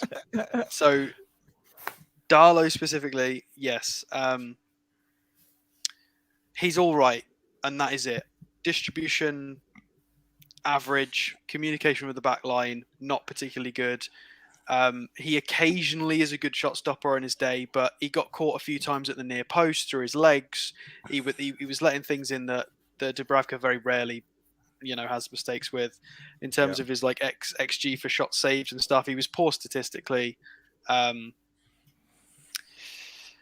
going to give him a 5 and say, he's not a young keeper. He should have been doing better. If he wants to play for a club in the Premiership, I'm unsure as to whether the performances he's delivered for us this season will get him another job at another Premiership club. He'd be lucky. He'd be very lucky. So, yeah, it's got to be a 5. Can't give him any higher, unfortunately. Cool. Foxy says, highlight of the season was coming across this channel. All 4 of you are great in your own ways and offer something to the show. Newcastle, 10 out of 10 for the season, and the Toon review, 11 out of 10. Cheers, Foxy, buddy. Thanks, Foxy. Danielle, you can have Mr. Dubravka. Now, Alex is going to give him an 8. And we all know that I like to score higher because I love all of the players. So I'm going to give him a 9 from me. And I'm Team Dubravka. I am Team Dubravka all the way. I'm not having all this Henderson stuff. I know he's a young keeper. I know we need competition for Dubravka, but hey, he's had a good season, And you know what I hate? This, he's prone to make a mistake. Yeah, so every goalkeeper's prone to make a mistake. There's no one perfect. Right, hang on. I better just write that down that I'm never to say that again. Yeah, no. But I'll give him a 9 because I think he's class and, he's had a good season and I'm looking forward to seeing him back between the posts next season. Come on, Dubravka. He's kept out 5.5 goals this season. The stats predicted we should have conceded 5.5 more, and he's directly stopped that. And he's in very good company in the stat table with Jose Sarr and Maignan for AC Milan. De Gea have all had quality seasons, so he's right up there. He's done very, very well. Well, Ash is making a good point here. Don't forget about Darlow having the COVID. That is true. He was in hospital with COVID, remember? It really badly. Good point, Ash. Good point. Right, we'll start the right backs now, and I will start off with Javi Manquillo. Now, for me, Javi Manquillo had was decent for us. everybody thought that when Trippier was injured that Manquillo was going to come in because he played quite well. So I'm going to go straight forward 7 for Javi Manquillo because the games he played in, I can't fault him really. Billy, Emil Kraft. Well, we've almost had 2 different players in the one season with Emil Kraft, haven't we? Mm-hmm. We've had the first 4 months of the season where he was bang average, but the last 4 months of the season he's been mainly fantastic. So we'll take 6 of the first 4 and an 8 for the second 4, and I'll give him a 7 because I think he's been brilliant the past 3 months of the season. Yeah. Alex, Kieran Trippier. Well, obviously it's only half a season, but even so, I'm going to give him a 10. Because, I mean, he's our highest rated player statistically. Every time he was our highest rated player against Cambridge. Yeah. Every time he's touched grass, he's done something magical. He's single-handedly got us quite a lot of points, barely playing any minutes. He's been a part of conversations with the coaching staff. He's travelled with us on away days. He's been there. He's gone and done interviews. He was on, spoke to Brian, the True Geordie. He's been out there. He's been vocal. Absolutely incredible. Completely changed our season, and he is quality on and off the field. So I can't give him any less than a 10. He's been absolutely exceptional, and for the price as well, got to be a 10. Okay. Left backs now. So we move to left backs, and literally, there's only really. We've got a lot. They're just not left backs. Yeah. Danielle, you can have Matt Target. I will give him a 9. Right. I think he's class me. And do you know what? I don't know what. Look, what are you laughing for? Because listen, I love our players. No, it's your passion and your love for the players. Honestly, it just comes through, and every time you give player ratings, it's fantastic. Honestly, I love him so much, and I think this discussion about Target or Loddy or whatever, right? Get them both in, man. Get them both in. Target, in that interview at the end of the Arsenal game, he said, I think you all know what I want. That's what he said. But it's up to the club. He wants to come. He gets it. He wants to be part of the project. Man, would be daft to overlook him. And I just think he's been fantastic every single time he's played. I just think he's great. So well played, Matt Target. And get this shirt back. Matt Ritchie, who played left back a lot under Steve Bruce, of course, or left wing back, whatever you want to call it. I'm giving him a 5. I'm sad to give him a 5 because Matt Ritchie is a very, very passionate player, as we know. But I have to give it on performances, and he was out of position, I know, but I have to mark him in the position he played in, which was left back, and so it's a 5 for me. He did manage to get 2 assists, so he did something. Yeah, I know that, but I mean, listen, it is what it is. Yeah. Jamal Lewis, Billy. Yeah, it's a pity we've hardly seen him all season. It just looked like he was coming to a bit of form when he did himself at Liverpool, didn't he? Yeah. So you can't really mark him on 4 or 5 games he played. He's a halfway down the middle for me, 5. Mm-hmm. Yeah. Okay. Paul Dummett hasn't played enough to mark him. No. I think it would be quite unfair. Jordan says, does Danielle have a bird like an animal? Sure, I seen one earlier, but didn't know if I was being stupid.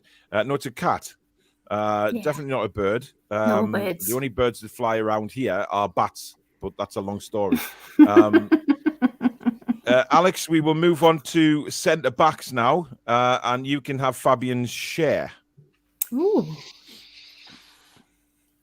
That is an interesting one. I mean, I can't give him a 10 based on Trippier.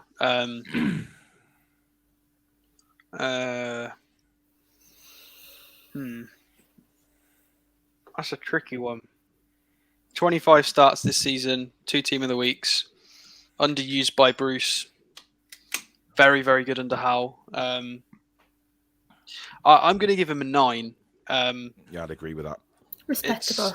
because he was solid when we There's a sucked. song in there, Danielle. There's a song. Respectable.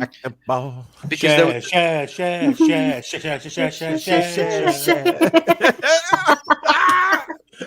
Oh my God. Carry on, Alex. So trying to remember things that people have forgotten. There were tons of question marks as to whether he could play in a back two. Yeah. Because he was part of a back three for a long time. And a lot of people thought he couldn't do it. He's proved them wrong. He's been solid defensively, offensively. He's part of build-up. He's a leader. He's intelligent. There were huge periods of time where he was trying to sort Lascelles out with his weird positioning. He's fit with like a glove with Dan Burn as a partnership. When he's in the team, we just play better. And he's brilliant. And he's just very unlucky. He just gets bruised about quite a lot. And he's played so well. Like not many players do. Well, and he's been given a new contract as well, so the club obviously agree. He's got to be a 9. 9 for me. Brilliant season for Sch&auml. Well Danny, you can have Dan Burn. I will give him a 10. Okay. Look, yes. I don't go on stats and all that. I go on here. And how lovely was it? What a good story, wasn't it? It's a fantastic story. Dropped by Newcastle United, gone and done his thing. And then in January, good old Mandy was calling and he answered the call. He came home, back to Blythe. Yeah. And what a player. What a player he's been for us. He's everywhere. He's getting involved in everything in the defence. He's even up front now and again. You see him. I just think he's great. And he's the epitome of what we want a player to be, who really gets what this black and white shirt means to this club and this city and this region. So for that, I give him a 10. Okay. Spikes is the Toon review, the musical. Oh dear, let's not even go there. Yeah. Right, I'll take Lascelles. Tough one, this.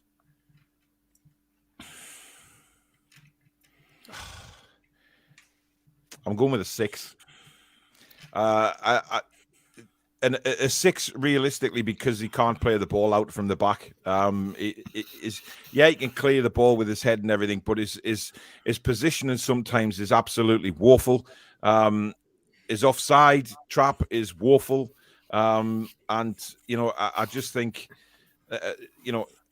certainly Dan Burn and Cher have made him look. Well, they've been 10 times the player that Lascelles has been this season. So he gets a 6 from me. He's a centre half from a bygone age, isn't he? He'd have been a fantastic centre half 20 years ago. You know what I mean? To back up what you've said for context, he's committed 3 penalties and been involved in 2 clean sheets. Yeah, remember the penalties he gave away earlier in the season? Absolutely ridiculous. I remember. 2 was quite close together, wasn't it? Yeah, like exactly. A few games. Yeah. Absolutely. His goal was good, though. It was.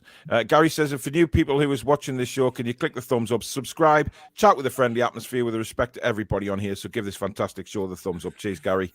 Ian says, okay, maybe not everyone at 10. Our goal to sell 6.5. We don't do points. Slight improvement at the end of the season, but an extra 0.5 from not taking a strop when he got dropped. Good point, Ian. Good point. Yeah, that's fair enough. Right. Okay. Is any more centre backs? Fernandez only played 1 game, basically Clark, half a game. Please give me Clark. Yes, well, Billy, it's your turn. Kieran Clark. Right. I remember ducking his head against Man City. I remember him getting sent off against Norwich. Mm-hmm. They were basically his contributions to the season. 2 out of 10. Horrendous player.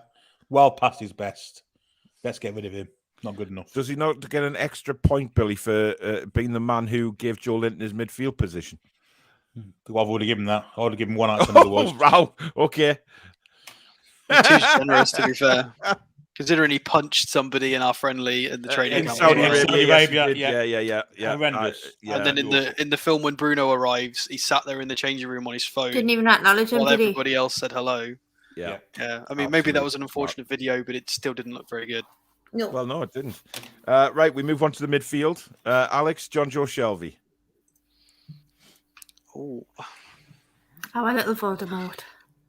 I mean, I'm going to have to dock him points for just how crap he was under Bruce in the first 14. I know he was injured, but he did play games. Yeah, remember, this is across the season. This isn't just it's got to from be, the takeover. This is for the season.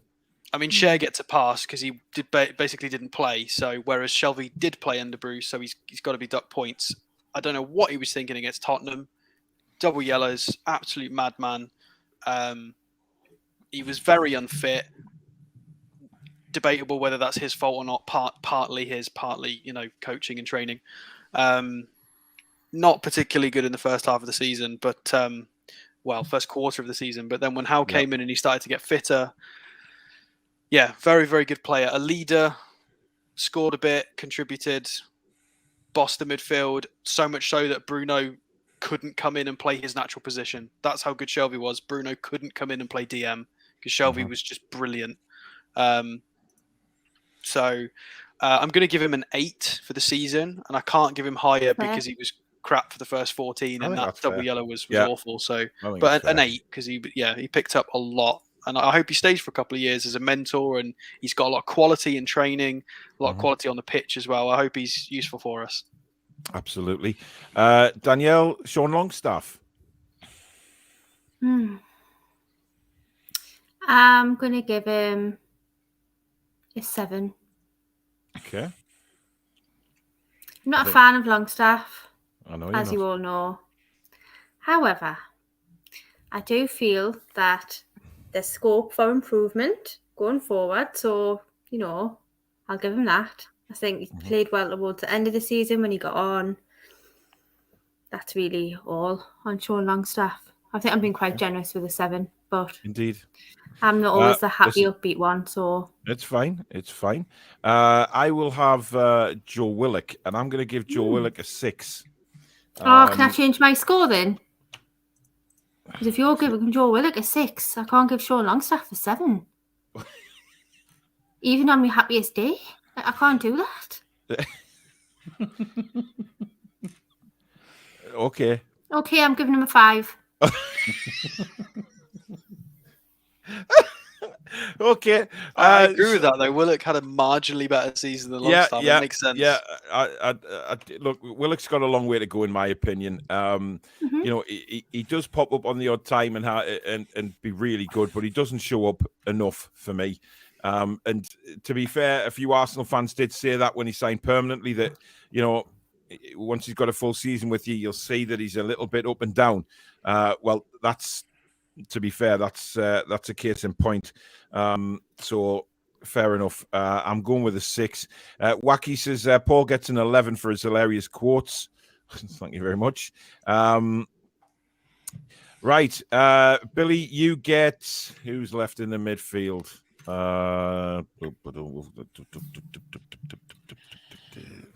Hendrick got minutes, didn't he, before he left? No, we're not including Jeff Hendrick. I can't bring myself to do it. It hurts too much. He started 7 matches. He's right, Billy, Jeff Hendrick. Yeah. I'm getting all the great players here, aren't I? No. And Hayden. You could have gone for either, I guess. Hendrick, I shall give. Actually, Hendrick did quite well when he came in at Wolves. Best player on the park. Probably our best player. Yeah. And for that alone, I'm going to give him a 4. Okay. Alex, Isaac Hayden. That's Alex studying his stats before he gives it. We don't have that. I've got Hendrick on the screen, to be fair, so it's not doing me any good. I'm just thinking about, because he played centre back, right back, DM, double pivot. They just tried him everywhere. He played further forward a bit as well. They tried to use him in a bit of an England Calvin Phillips role. There's a player in there. He's got a bit of talent. It wasn't quite sharp enough with his passing. He was all right. He scored a bit for us in important moments, but it was poor. And unfortunately, he got injured probably just when we were about to see possibly what he could do. And it's a bit inconclusive, really, which is why I want him to stay and have a pre-season and just see what he can do. Because why not? I mean, if you're giving Longstaff a 5, I've got to give Hayden. I mean, it's somewhere between Longstaff and Willock, but we can't give half, so I'm going to have to go for a 5. But for me, he's somewhere in between Longstaff and Willock for the season. I remember that game at Villa Park where we got cropped. It was obvious he'd done a bad knee injury, and Steve Bruce kept him on the pitch. Yeah, that was a thing with Bruce, though, wasn't it? He played injured players, and I've got your quote paid for the price. Paul. You literally said, Paul said, we played Wilson when he was injured against Southampton. I've got like 5 things where you've mentioned that. So that is, yeah. He was awful for that. Yeah, he was. Danielle, now, well, it's Big Joe or Bruno. So either one, I know what you're going to give. So you can have Bruno. 10, 10, 10. There you go. Just because he's amazing. He's streets above, levels above what we've got. He gets it. He is. He gets the project. He gets the city. He gets what it means to wear the shirt. Like, I love the kid. And I even love his rather lovely looking girlfriend as well. I mean, isn't she, Bonnie? Imagine the babies. Little Geordie babies. Little Geordie Brunos. Oh. Yeah, it could be born. Well, it will be born in Newcastle, won't it? So there you go. Little Geordie Bruno. Right, Big Joelinton. An absolute unequivocal 10. I think you have to look at it 2 ways as well. I know it's over the full season, but the reason I'm giving Joe a 10 is because simply of the way he has come back, the way he has responded. He was getting hammered. We saw all the disgusting stuff that was said to him on Instagram and all of that kind of stuff, and he was down and out, wasn't he? He really was. But that guy has kept his head up, kept believing, and Eddie Howe came in and gave him the belief that he needed. He was moved back, fortunately, into midfield, which, can I just say, I did say that for weeks before, that he should be a centre midfielder. And he was moved there, and he's never looked back. He gives 110%. He sticks up for every teammate on that pitch. He gets stuck in. He holds the ball up better. He passes better. He's just a wonderful human being. And for me, hopefully a part of this ongoing Newcastle transition for years to come. So a 10 for Big Joe. I have an interesting stat connected to Bruno and Joe as well, if you're interested. Okay, yeah. So Paul Kinson retweeted this from SofaScore, and I had to nab it because it's brilliant. So the most duels won from Brazilians in the top 5 European leagues this season. First is Bruno, second is Paqueta, third is Joelinton, fourth is Casemiro from Real Madrid.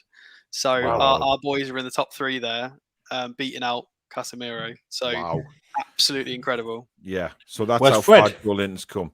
He's not in there. 5th is Danilo for FLL Bochum. Not even in the top 5. No Fred, no Douglas Luiz, no none of them. It's Bruno first, Joelinton third, with Paqueta in number 2. So interesting. Okay, so now we move to the forward line. Danielle, you can have St. Maximin. I knew you were going to do that. You've not gone the wrong way. What do you mean if I got the wrong way? Well, you just did Joelinton. Yeah. Do we not go that way? No, not that way. Oh, shit, it's Billy. St. Maximin Billy. Danielle, you take a deep breath. Sorry. I'm a St. Maximin fan. I've got to say, I'm a huge fan. Yeah. I think he's very unfairly maligned by our fan base because at times he's been our only player this season. At times, he was our only player, our only way of getting goals, our only way of contributing. Yeah. And since the team's changed, he's been less kind of visible, but he still kept on trying. The assist against Burnley was outrageous. I thought it was a fantastic pass. ASM to me gets an 8 out of 10 because I think he's okay. He could have been better, but he could have been an awful lot worse. As Alex unfairly maligned. Yeah, but as Alex will probably say, stats wise, he's got to be an 8 because he's had a hand in a lot of goals this season. So, well, he has. It makes sense to give him an 8. And you've got to remember at the beginning of the season, he was our only way of scoring a goal. Yeah, absolutely. Alex, Ryan Fraser. Oh, that's a real toughie.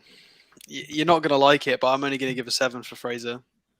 I'd agree with that, actually. I think a 7's a fair amount. he's got quality, and there were periods when he came back in where he was good with his crossing. But for the longest of times, he could not play more than 70 minutes. We were down a sub every match, and everybody was like, "Oh, well, he's grafting." But this was for 6 weeks, and he wasn't getting fit enough to play more than 70, 75 minutes. And it was hurting us tactically because we were down men. We just needed him to be able to play 90 minutes, and he couldn't do it. And then he went quite anonymous as well, pre-injury. He went anonymous for 3 or 4 games. He just wasn't doing anything as well. A little bit overhyped, in my opinion. So people are not going to be happy about that. I don't think, because I know people love him. I loved when he was playing well. But I don't think he's fit enough. I just don't think he's, even when he was injury free, he was just struggling to play 90 minutes. He was struggling to play the system. Yeah. Murphy was doing it fine, as was Miggy. Obviously, they don't necessarily have the quality that Fraser can do with deliveries. Fraser's got great deliveries, brilliant. But Miggy, Murphy, ASM were fine at completing 90 minutes most of the time. Fraser really struggled, even when he was fit. He just couldn't do it. So I'm really unsure about Fraser going forward. I love him, but I don't know. I'm undecided, so I can't give him more than a 7. Okay. Right, Danielle, you get Jacob Murphy. I'll give him a 7. Okay. I think he's been okay. I prefer him to play over Miggy. Yeah, I think he's done okay. I just think sometimes when he gets the ball in and he's one-on-one, bottles it a little bit, doesn't really know what to do with it. He just needs more time.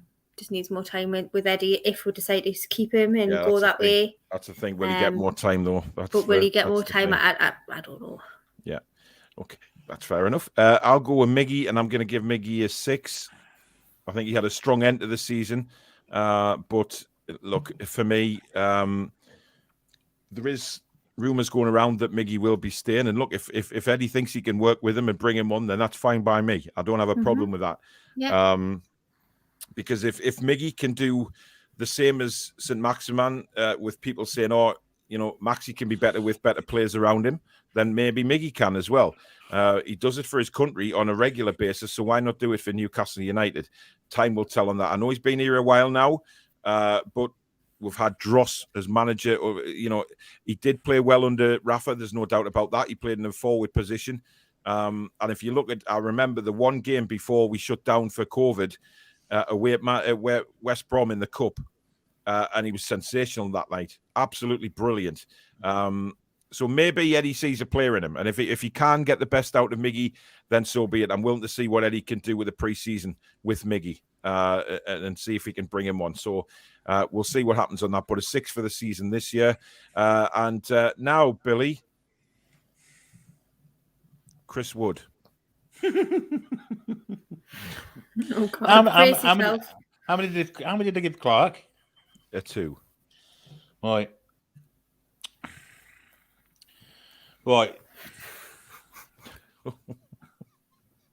He scored a pen, remember? A great pen against Wolves, a great goal against Southampton, and a good pass against Brighton. Yes. And that's about the sum of his efforts, really. I don't know how many games he's played, Alex. 16 games, something like that. I don't really want to type him in, but I guess I'll type him in. 16 games, 2 goals, 1 assist, something like that. He has got, it's including Burnley in this for us. He started 32 matches all season, and he's on 5 goals, 3 for Burnley, 2 for us. So, yeah. All right. So he ain't been great. He came in to hold the ball up. He can't do that. He can't control the ball.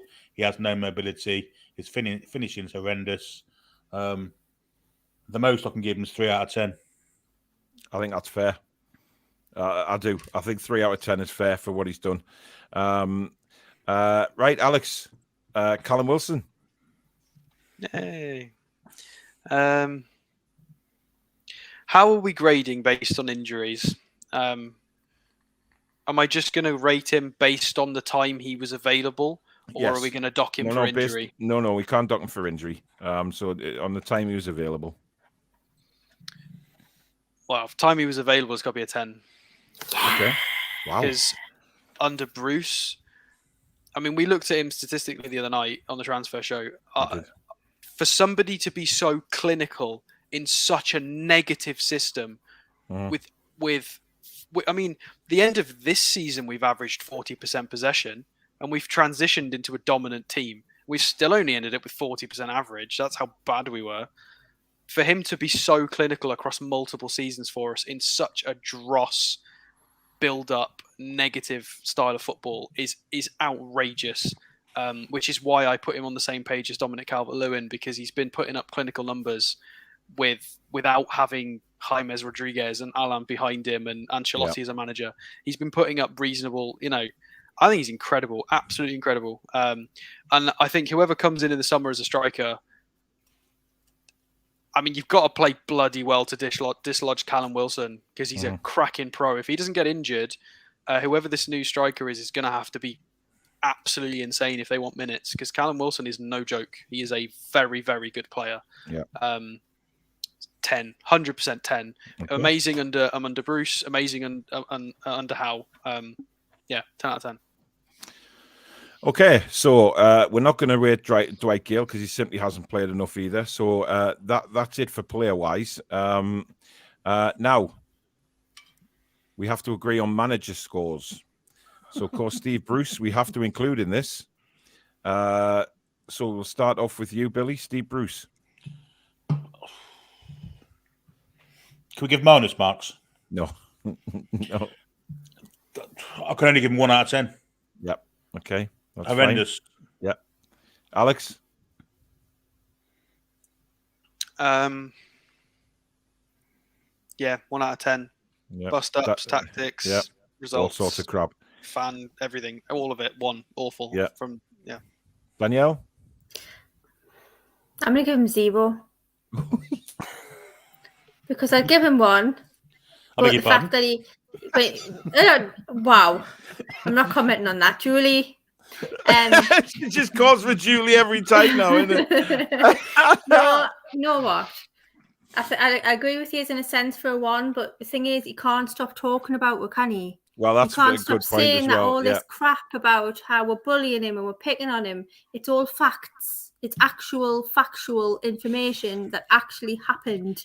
Yeah. So we're not all living in some kind of delirious state where we're just making it up. Like, it actually all happened. So go and cry somewhere else. I'm sick of hearing it. It's nothing. And 0. Apologies to Henry Winter. We were told to move on, but he's the manager of West Brom and he's doing interviews about us. Correct. We can't just be silent. I am sorry, but it's very difficult to just stay silent. He needs to crack on with his own job. He's the manager of another club. It's disrespectful. Yeah. He just needs to crack on with it. Less time talking, more time training, son. Well, I'm giving him a point because of the pleasure I got when he got the sack. Okay. Oh, fair enough. Because he took 8 million for the sack. So I'll go with the point. He did. Gary Hannon, thank you for £5 super chat, buddy. For Chris Wood, I would give him a 6 out of 10 for a decoy. But overall, from Bruce days till now, 60% than 80%. I'm going with Steve Bruce, a 0 as well. Again, because of the bust-ups, the leaks that came out of the club, not all of from him, of course, but it was under his managerial crapness. And the fact that he's a cabbage head, the fact that he's just absolute useless, non-Newcastle United, Manchester United supporting twat. The fact that he tried to ruin players who've responded since he's left the club. I think he was the worst appointment we've ever had in a long, long time, if not the worst. So a 0 from me, and because I am host of the show, he gets a 0. Eddie Howe. Danielle, will start with you for Edward Howe. 10. Okay, 10, straightforward. 10. Yep. 10 from me, simply because of what he's done. Billy? No, absolutely 10 out of 10. Absolutely outstanding. Yeah. Alex? It's got to be the same. Same as I said about Bruce for Howe. He's been good at tactics, press conferences, player management, or just all of it. Spot on. Yep. And he navigated and he helped the owners in the transfer window as well, which, well done. Now, we are going to give a few shout-outs. War Flags at 10. Are we doing Graham Jones? Who? Are we going to do Graham Jones for a few matches? Or He only had 3 games, Alex. I don't think... he did. Listen, Graham Jones didn't have a lot to work with at the time. He was under a lot of pressure, and I don't think it'd be fair to mark him. I mean, he managed to get us 2 points against Palace and Brighton. I guess it helped. Well, he did keep playing his players out of position, didn't he? Yeah, he did. He didn't. Yes, he didn't do what he said he was going to do, and actually change it, which will not mark him. No. It's not. War Flags gets a 10 without a shadow of a doubt. Brought the atmosphere back to St James's Park. Do a wonderful job. Put so much effort in. Absolutely wonderful people. Newcastle United fans, of course, a 10 from what we've had to put up with as fans has been absolutely incredible this season.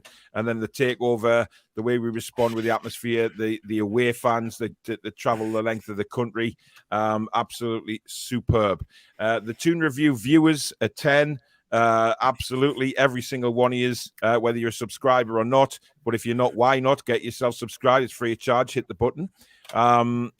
Without you guys, the channel wouldn't be where it is. It's absolutely incredible.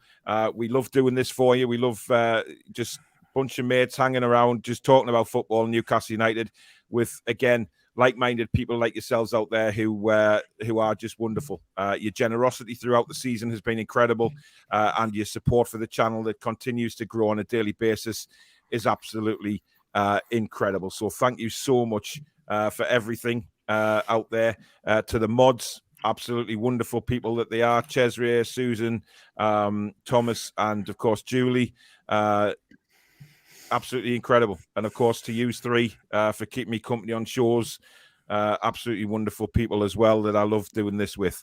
And I couldn't think of anyone better to actually do this with. But that is it for the season review. Now, we do have a couple of shows this week coming up. Tomorrow, 1 p.m, remember, in the afternoon, the transfer show with myself and Alex. We have more names, so we'll be going through those. So do join us for that. And Friday night, do not miss this. The Toon Review Awards for the 21-22 season.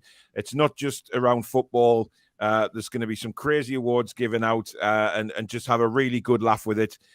Ben will be joining us as well, to reminisce from the Takeover shows as well. So that's going to be a fantastic way to spend your Friday night if you want to spend it with us.